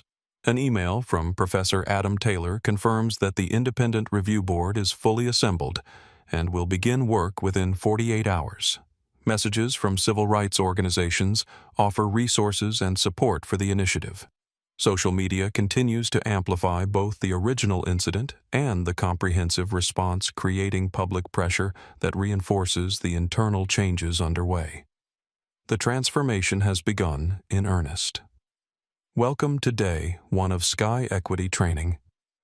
Sophie Bennett stands before the first group of flight attendants, her nervousness visible, but her conviction clear. What we're starting today isn't just another corporate program. It's a fundamental shift in how we approach our work and our passengers. The training room at Meridian's Operations Center is filled with 30 flight attendants from various routes and experience levels. Some appear skeptical, others curious, a few openly supportive of the changes being introduced. I know many of you have questions about what prompted these changes. Sophie continues. Rather than relying on rumors or news reports, we want to show you directly. The lights dim slightly as carefully selected portions of the footage from Dr. Foster's confrontation play on the large screen. The room falls silent as they watch their colleagues implementing practices that, when viewed objectively, are unmistakably discriminatory. When the lights return to full brightness, Melissa Turner steps forward, her presence creating a ripple of surprise among the attendants who recognize her from the video. Yes, that's me. She acknowledges directly, her voice steady despite obvious discomfort. That's me, implementing practices I was trained to follow, rewarded for enforcing and never questioned, until I saw myself through someone else's eyes. She pauses, surveying the room. I'm not here to be shamed. I'm here because what happened on that flight revealed problems much bigger than my individual actions. Problems we all participated in, whether actively or through silence. A senior flight attendant raises his hand. We were taught those procedures were about security and fraud prevention. Are you saying we're just supposed to stop verifying passengers' eligibility for premium services? No, Sophie clarifies. We're saying verification should be consistent for all passengers, not selectively applied based on assumptions about who looks like they belong in which cabin. Melissa adds, think about it. How many times have you asked an older white businessman in a suit to prove he belongs in first class? Now compare that to how often you've questioned younger passengers, passengers of color, or anyone dressed casually. The data shows massive disparities that can't be explained by actual fraud rates. The training continues with concrete examples of how implicit bias influenced service decisions, statistical evidence of disparate treatment, and specific procedural changes being implemented. By mid-morning, the initial resistance has largely given way to engagement with attendants actively participating in discussions about how to recognize and correct biased practices. Across the organization, similar transformations are unfolding. In the reservation center, staff are being retrained on standardized verification protocols that eliminate subjective judgments. In the marketing department, teams are reviewing all promotional materials to ensure diverse representation. In HR, hiring and promotion practices are being revised to address historical imbalances in staff demographics. Dr. Foster moves between these various implementation sites throughout the day, observing the changes taking root and addressing concerns as they arise. By afternoon, she joins Thomas Hernandez in reviewing the first metrics from the passenger reporting system launched that morning. 7 reports in the first 6 hours, Thomas notes, all documenting experiences similar to yours. Selective verification, questioning of legitimacy, subtle or explicit suggestions that the passenger doesn't belong in premium cabins. And the response protocols. Working as designed, Thomas confirms. Each report is acknowledged, immediately investigated within 24 hours, and addressed directly with both the passenger and any staff involved. The focus is on correction and education rather than punishment, unless patterns of deliberate discrimination emerge. Dr. Foster nods with satisfaction. What about the standardized verification procedures implementation started this morning on all domestic flights? Initial feedback from staff is mixed. Some appreciate the clarity of consistent protocols, others feel it's unnecessary work when they can tell who needs verification. That perception is precisely why standardized procedures are essential, Dr. Foster observes. The belief that one can tell who belongs where is the foundation of discriminatory treatment. As the week progresses, the implementation expands to international routes and ground operations. Training materials are completely revised, removing problematic examples and assumptions. Service standards are redefined to emphasize consistent, respectful treatment. Staff evaluation metrics are reconstructed around quality of service, rather than integrity protection. By the second week, visible changes begin to appear in Meridian's physical spaces as well. Signage is updated to use more inclusive language. Verification points are redesigned for greater privacy and dignity. Uniform guidelines are revised to allow greater cultural expression while maintaining professional standards. The rebranding initiative also takes shape, with design teams developing concepts that visually represent the company's evolution. The proposed new logo incorporates elements symbolizing equality and connection, while updated color schemes and typography signal a more modern, inclusive approach. Throughout this transformation, Melissa Turner continues her unexpected journey from symbol of discrimination to advocate for change. Her willingness to acknowledge mistakes and commit to improvement makes her a powerful example of the personal growth the initiative aims to foster. In training sessions with staff, her candor about her own biases and how they influenced her behavior creates space for others to engage in similar self-reflection. Sophie Bennett thrives in her new role. Her natural empathy and clear communication skills, making her an effective liaison between leadership and frontline staff. Her understanding of operational realities helps ensure that new protocols are practical and implementable, not just theoretically sound. 3 weeks into implementation, Dr. Foster meets with the Independent Review Board, chaired by Professor Taylor, to assess progress and address challenges. The cultural shift is tangible, Professor Taylor reports. Staff interviews reveal significant changes in how service decisions are approached and justified. Passenger feedback indicates noticeable improvements in consistency of treatment. There are still pockets of resistance, another board member notes, particularly among longer-tenured staff who've internalized certain assumptions about passenger verification. That's to be expected, Dr. Foster acknowledges. Cultural change isn't instantaneous, especially when it challenges long-held beliefs. The important thing is that the structural supports for discriminatory practices have been removed. Behavior will continue to evolve as new norms become established. By the end of the first month, Meridian Airlines has visibly transformed. The Sky Equity Initiative has moved from concept to operational reality with measurable improvements in service consistency and passenger satisfaction. What began as a response to a single incident of discrimination has evolved into a comprehensive reimagining of how an airline can operate with genuine equity at its core. The work isn't complete. Cultural change never is. But the foundation has been firmly established. Ladies and gentlemen, welcome to the inaugural Summit on Equity in Aviation. Dr. Foster stands at the podium in the grand ballroom of the San Francisco Marriott, addressing representatives from 27 airlines, the FAA, International Aviation Authorities, and civil rights organizations. What began as an incident aboard a single flight has evolved into a conversation about fundamental fairness in how the aviation industry serves diverse populations. The atmosphere in the room is charged with a mixture of interest skepticism and recognition that the changes implemented at Meridian may soon become industry standard, whether through voluntary adoption or regulatory mandate. Over the past 2 months, Meridian Airlines has undergone comprehensive transformation. Dr. Foster continues. We've eliminated biased metrics, standardized verification procedures, retrained staff at all levels, and implemented transparent accountability systems. Today, I'm pleased to announce the results of these changes. The large screen behind her displays statistical analyses comparing passenger experiences before and after implementation of the Sky Equity Initiative. Complaints about discriminatory treatment have decreased by 78% overall, she reports.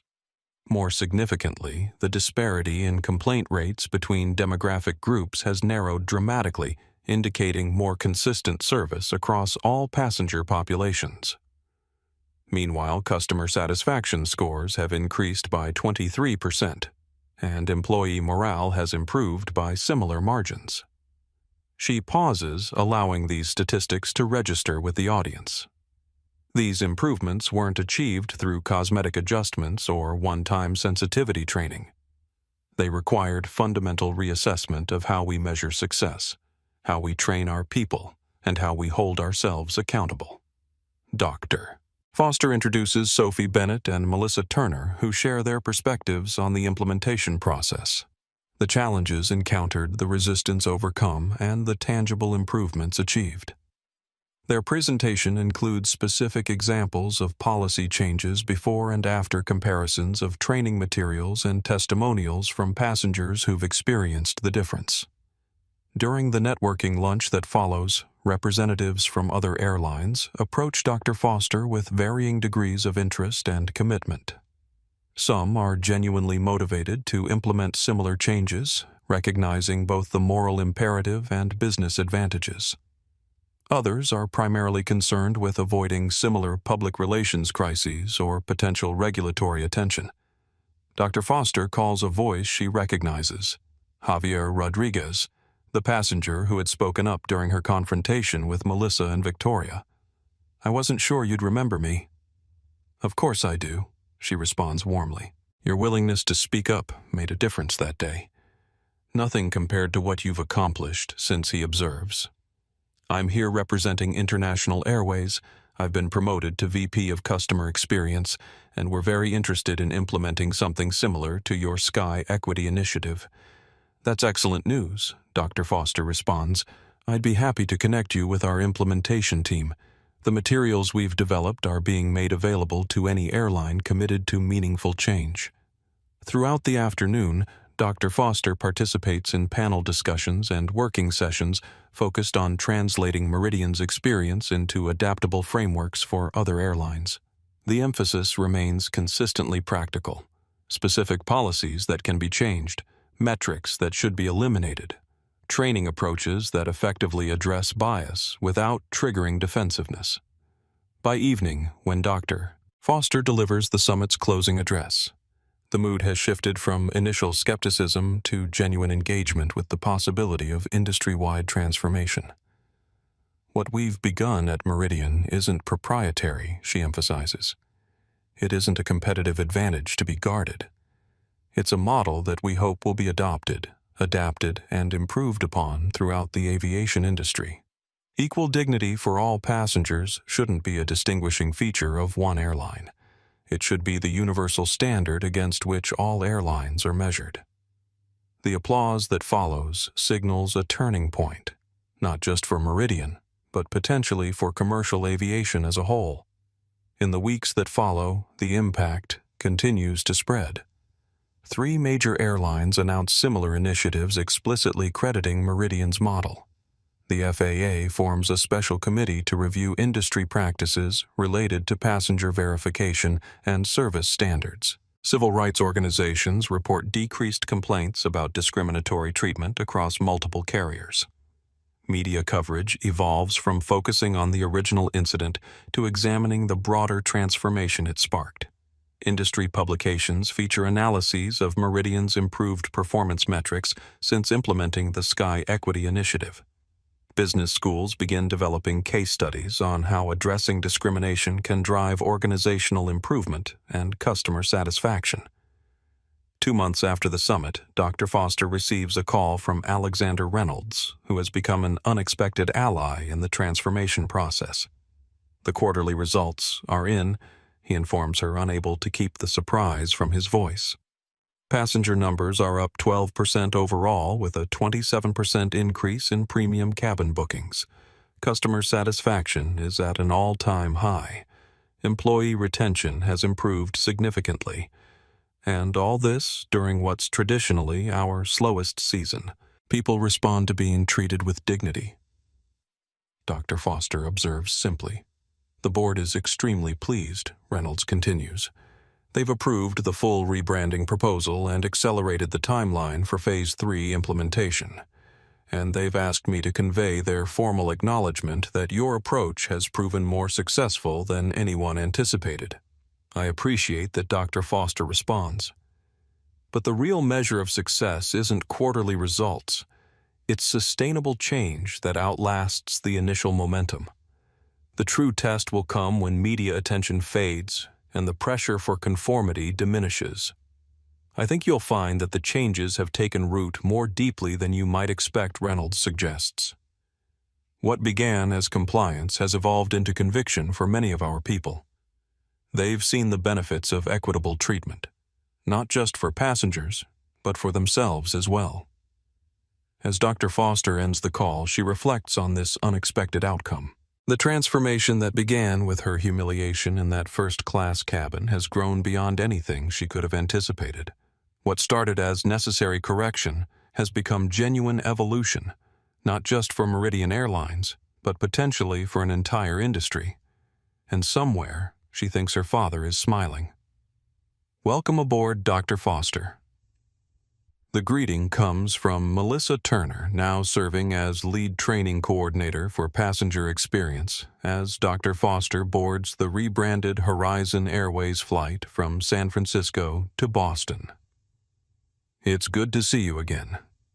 6 months have transformed not just the airline, but Melissa herself. The defensive arrogance has been replaced by genuine professionalism and warmth that extends equally to all passengers moving through the boarding process. Thank you, Melissa, Dr. Foster responds with a smile. How's the new training program progressing? Exceptionally well, Melissa reports with evident pride. The latest cohort graduated last week, 94 new flight attendants all trained with the Sky Equity protocols from day one. It's amazing to work with people who've never known the old way of doing things. Dr. Foster makes her way to her seat in first class, the same 2A that had been the site of confrontation half a year earlier. The cabin itself looks different now, part of the comprehensive rebranding that transformed Meridian Airlines into Horizon Airways. The color scheme is warmer, the lighting more welcoming, the overall aesthetic designed to convey accessibility rather than exclusivity. More significant than these visual changes is the atmosphere among the crew and passengers. The standardized verification procedures have eliminated the subtle and not-so-subtle disparities in how different passengers are treated. The consistent application of service standards has replaced the previous culture of selective deference and suspicion. As Dr. Foster settles into her seat, she observes the boarding process with professional interest.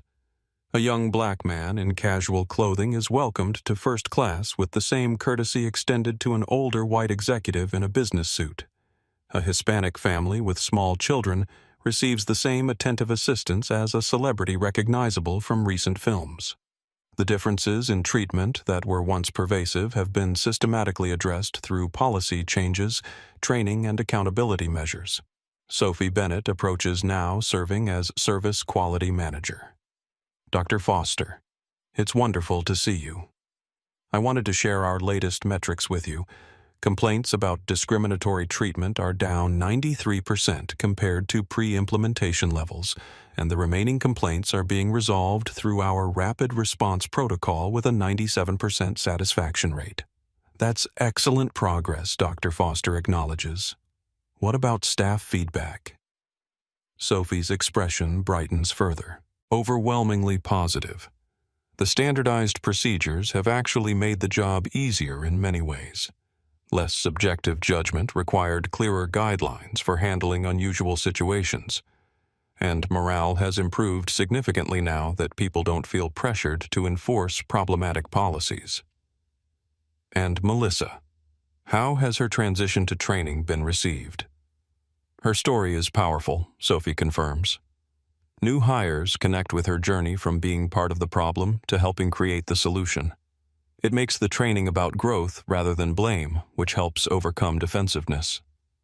As the flight reaches cruising altitude, Dr. Foster reviews documents on her tablet, preparation for her keynote address at the National Aviation Service Conference the following day. Her presentation will focus on how the Sky Equity Initiative has evolved from crisis response to comprehensive transformation with measurable benefits for passengers, employees, and the company's bottom line. The lead flight attendant approaches with a tablet of her own. Dr. Foster, I thought you might be interested in today's passenger feedback. We've implemented the real-time response system you recommended, and the results are remarkable. The tablet displays passenger comments submitted during the first hour of the flight, overwhelmingly positive and specifically noting the consistent, respectful treatment experienced regardless of appearance, age, or traveling class. Thank you, Dr. Foster says. It's gratifying to see the changes taking hold so effectively. Alexander Reynolds joins her a short while later, taking the adjacent seat during a break in the service routine. As CEO of Horizon Airways, he has become an unexpected champion of the transformation process, his initial wariness replaced by genuine commitment to the new approach. The board received the quarterly analysis yesterday, he informs her. Customer satisfaction is at an all-time high. Booking rates have increased across all demographics. Employee retention has improved dramatically, and we're seeing measurable financial benefits. Reduced complaint management costs, decreased legal exposure, improved efficiency from standardized procedures.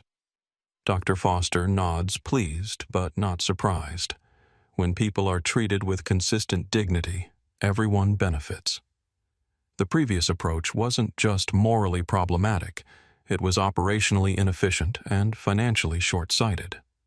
3 other airlines have now implemented similar initiatives, Reynolds continues. And the FAA is considering new regulatory standards based on our model. What began as a response to a single incident has become an industry-wide reassessment of fundamental practices. That was always the goal, Dr. Foster acknowledges. Not just to correct what happened to me, but to address the conditions that made it possible and common throughout commercial aviation. As Reynolds returns to his duties, Dr. Foster gazes out the window at the clouds below, reflecting on the journey of the past 6 months. The humiliation she experienced in this cabin had been transformed into something powerful and positive. Not through vengeance or punishment, but through strategic structural change that addressed root causes rather than symptoms. Her father would have been proud, not just of her acquisition of an airline, impressive as that was, but of how she had used that position to create space for dignity where exclusion had previously flourished. That was the true legacy she had built in his honor. The evidence is clear. Equity and excellence are not competing priorities. They are complementary forces that reinforce each other. Dr. Foster's voice carries confidently through the grand ballroom of the Boston Convention Center, where over 2,000 aviation industry professionals have gathered for the Global Aviation Service Summit. Behind her, slides display the comprehensive data collected during the first 6 months of the Sky Equity Initiative, now rebranded as the Horizon model as it spreads to other airlines. When we eliminated biased metrics and standardized our verification procedures, we didn't just reduce complaints about discriminatory treatment, she continues. We improved operational efficiency by 18%. When we reconstructed our training around consistent dignity rather than selective deference, we didn't just increase passenger satisfaction. We reduced employee turnover by 34%. The audience, initially skeptical when the presentation began, now leans forward with evident interest. These aren't just abstract principles or moral arguments. They're concrete business outcomes that any airline would value. The transformation wasn't without challenges, Dr. Foster acknowledges. Cultural change never is. We encountered resistance at multiple levels. From executives concerned about disruption, from staff accustomed to operating under different assumptions, from passengers habituated to certain forms of differential treatment. She gestures to Sophie Bennett, who joins her at the podium to present the training protocols developed during implementation. What made the difference was our approach to resistance, Sophie explains to the audience. We didn't dismiss it or try to overcome it through authority. We engaged with it directly, understanding that resistance often contains valuable information about obstacles we need to address. Sophie walks the audience through specific examples, the verification protocols that initially seemed cumbersome until simplified through staff input, the service standards that required adjustment to account for cultural differences on international routes, the accountability measures that evolved to emphasize improvement rather than punishment. Melissa Turner takes the stage next, her presence creating a ripple of recognition among those familiar with the original incident. 6 months ago, I was the face of discriminatory treatment in aviation, she begins candidly. Today, I'm part of the team leading its transformation. That journey has taught me something crucial about change. It requires both accountability for past actions and opportunity to participate in creating better systems.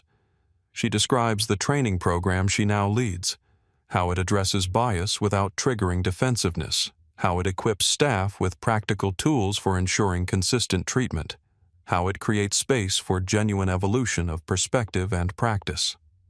Following these presentations, Dr. Foster moderates a panel discussion featuring executives from airlines that have implemented similar initiatives, regulatory officials considering industry-wide standards, and civil rights advocates monitoring the impact on passenger experiences. The key insight from Horizon's experience is that addressing discrimination isn't just morally right.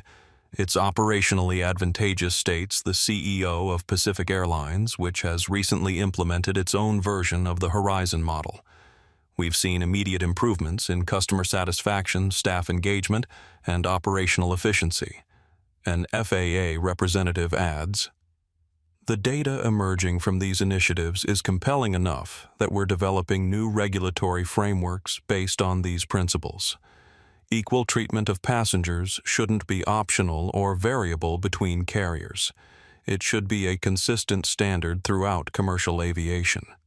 Throughout the afternoon breakout sessions, delve into specific aspects of implementation, from policy development to staff training metrics, adjustment to accountability systems. Dr. Foster moves between these sessions, offering insights from Horizon's experience while emphasizing that each organization must adapt the principles to their particular context. By evening, when she delivers the summit's closing address, the mood has shifted from initial interest to genuine commitment. Representatives from 17 airlines have formally pledged to implement comparable initiatives. Regulatory authorities from 3 countries have announced reviews of current standards. Industry publications have committed to regular reporting on equity metrics alongside traditional performance measures. What we've begun isn't just a program or initiative, Dr. Foster concludes.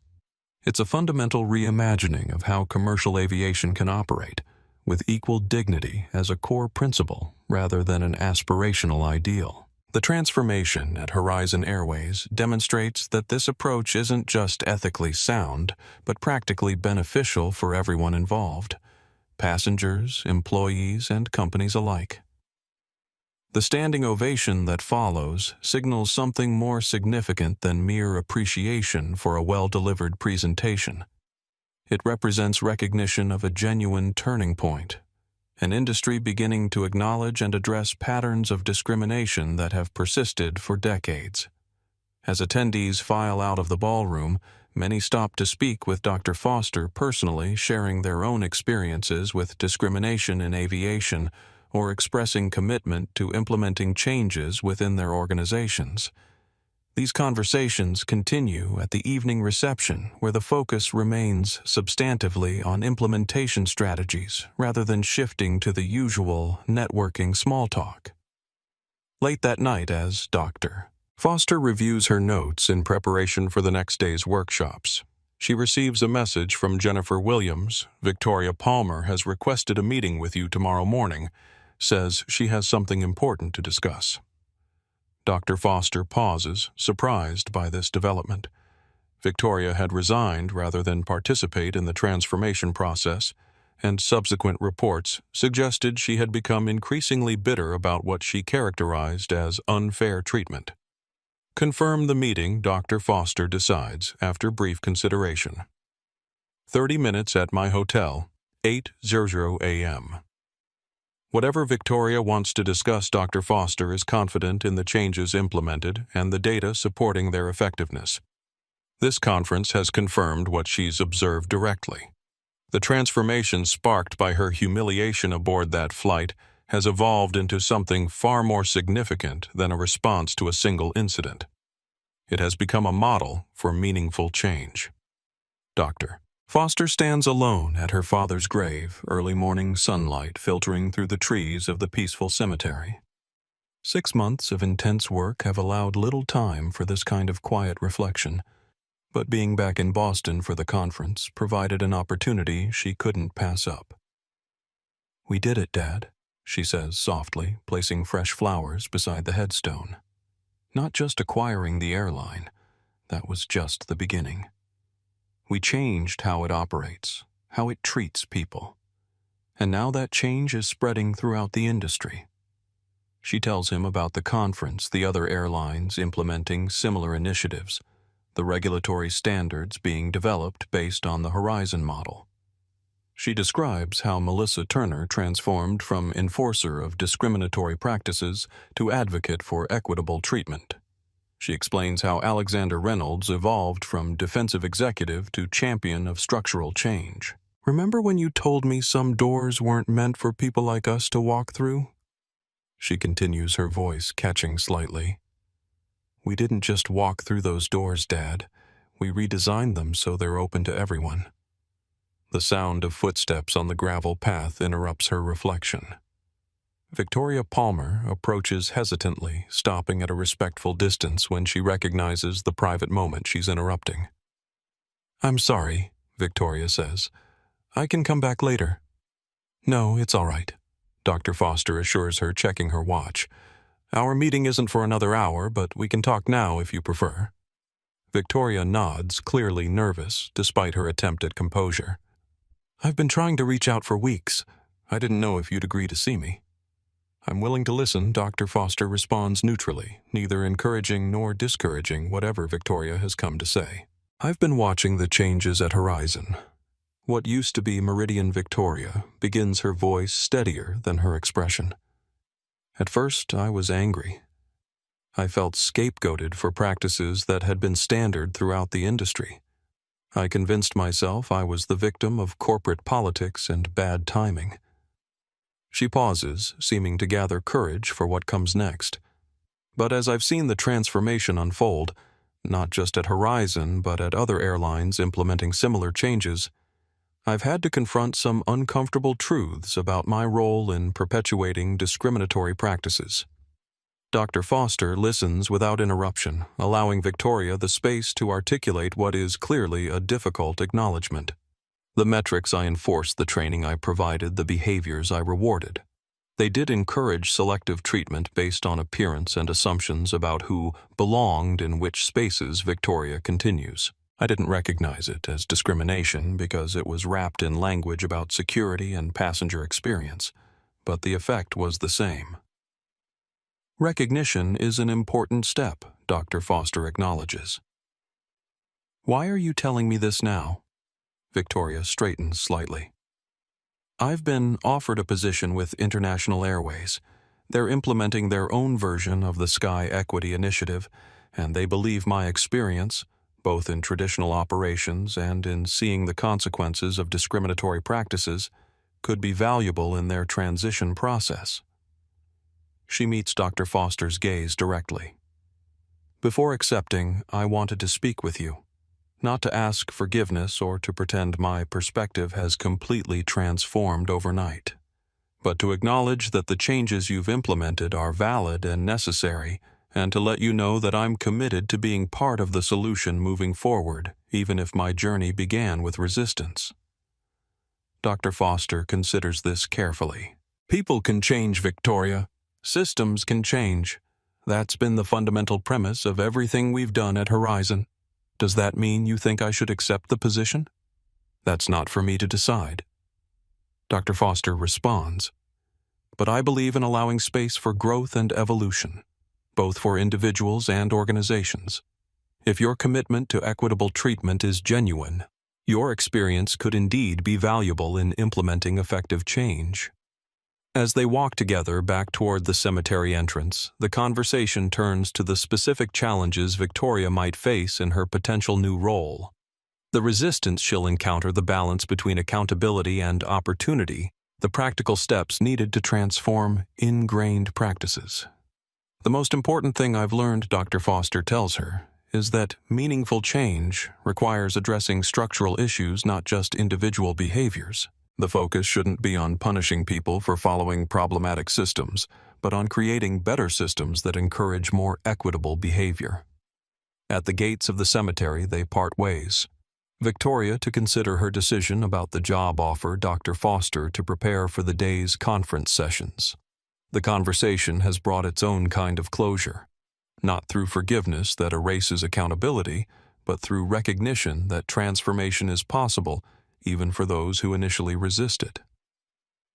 Later that afternoon, between conference sessions, Dr. Foster encounters a young black girl, perhaps 12 years old, wearing a Horizon Airways Junior Pilot Wings pin. The girl's mother explains they're at the convention center for a STEM education fair happening in another wing of the building.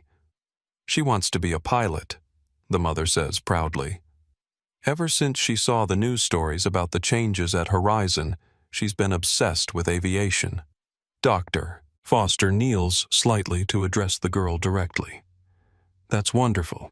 The sky has room for everyone who dreams of flying. Did you really buy a whole airline? The girl asks, eyes wide with wonder. I did, Dr. Foster confirms with a smile. But the important part wasn't buying it. It was changing how it operates so that everyone is treated with equal dignity. Even kids who want to be pilots.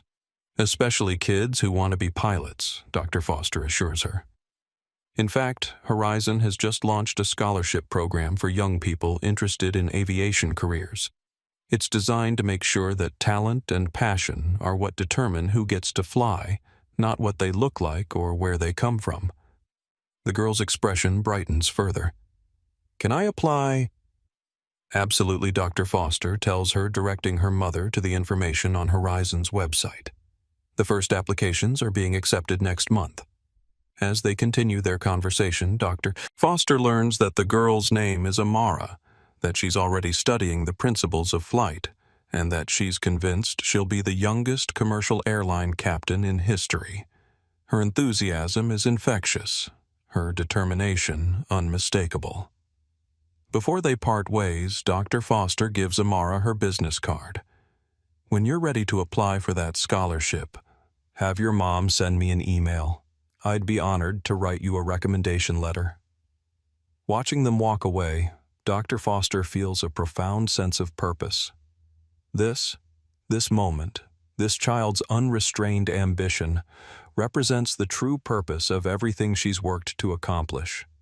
Not revenge for her own humiliation, but creation of space where dignity and opportunity are available to everyone, where the next generation can dream without artificial limitations.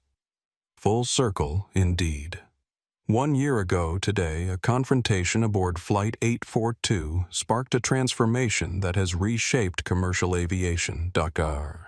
Foster stands before an assembled group of Horizon Airways employees, industry representatives, and media in the company's newly redesigned headquarters. What began as a response to discrimination has evolved into a comprehensive reimagining of how airlines operate and how passengers experience air travel. Behind her displays show the journey from incident to industry-wide change. The initial confrontation, the implementation of the Sky Equity Initiative, the spread of similar reforms throughout commercial aviation, the regulatory standards now being finalized based on the Horizon model. The metrics tell a compelling story, she continues.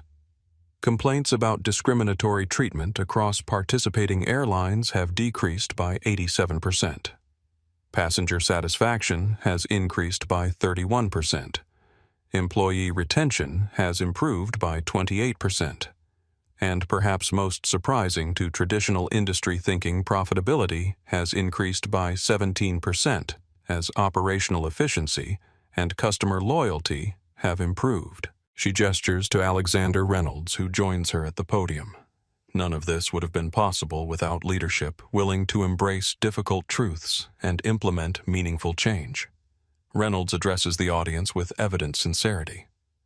"A year ago, I was focused on damage control, on containing a public relations crisis while preserving as much of the status quo as possible.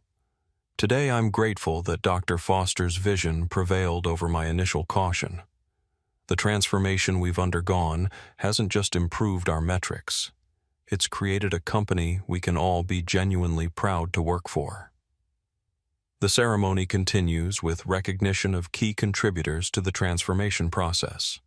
Sophie Bennett and her training team, Melissa Turner, and her work on reformed verification procedures, the technical staff who developed the standardized service platforms, the frontline employees who provided crucial feedback during implementation.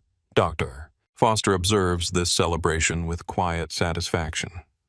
The changes implemented have exceeded even her ambitious expectations, creating ripple effects throughout the industry and beyond. Other service sectors are beginning to adapt the Horizon model to their own contexts. Hotels, financial services, retail establishments, recognizing the operational benefits of consistent, respectful treatment for all customers. Most significantly, the cultural shift within Horizon Airways has taken root deeply enough to be self-sustaining. The initial resistance has given way to genuine embrace of the new approach, with staff at all levels recognizing and appreciating the benefits of operating within a system designed for equity rather than exclusion. Later that evening, at a smaller gathering for those most closely involved in the implementation process, Dr. Foster shares a more personal reflection. "A year ago, I experienced something that millions of people experience every day. The humiliation of being treated as if I didn't belong in a space I had every right to occupy. The difference was that I had the power to do something about it. Not just for myself, but for everyone who has ever been made to feel less than worthy of basic dignity and respect. She looks around the room at the faces of those who have contributed to the transformation. Faces diverse in age, race, gender, and background, united by commitment to a shared vision. What we've created together isn't just a better airline or a more efficient operation. It's a model for how organizations can evolve beyond discriminatory practices that harm both those subjected to them and those implementing them. It's proof that equal dignity isn't just a moral principle but a practical advantage.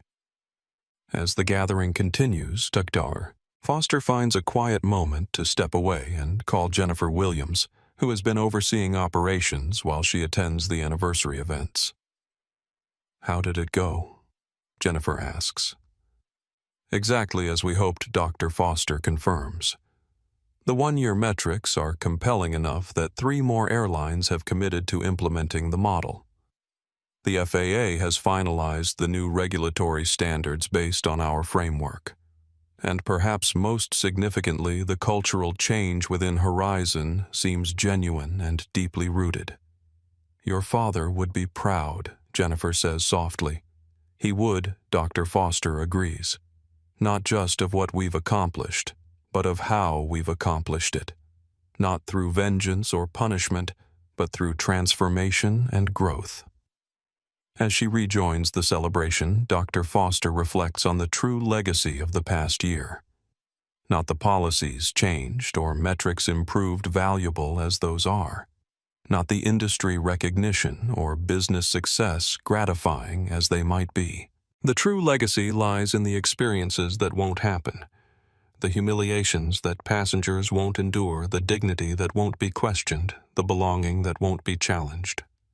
It lies in the young people like Amara who can pursue their dreams without artificial barriers, in the employees who can perform their duties without enforcing discriminatory practices, in the creation of space where everyone is treated with equal respect regardless of appearance or background.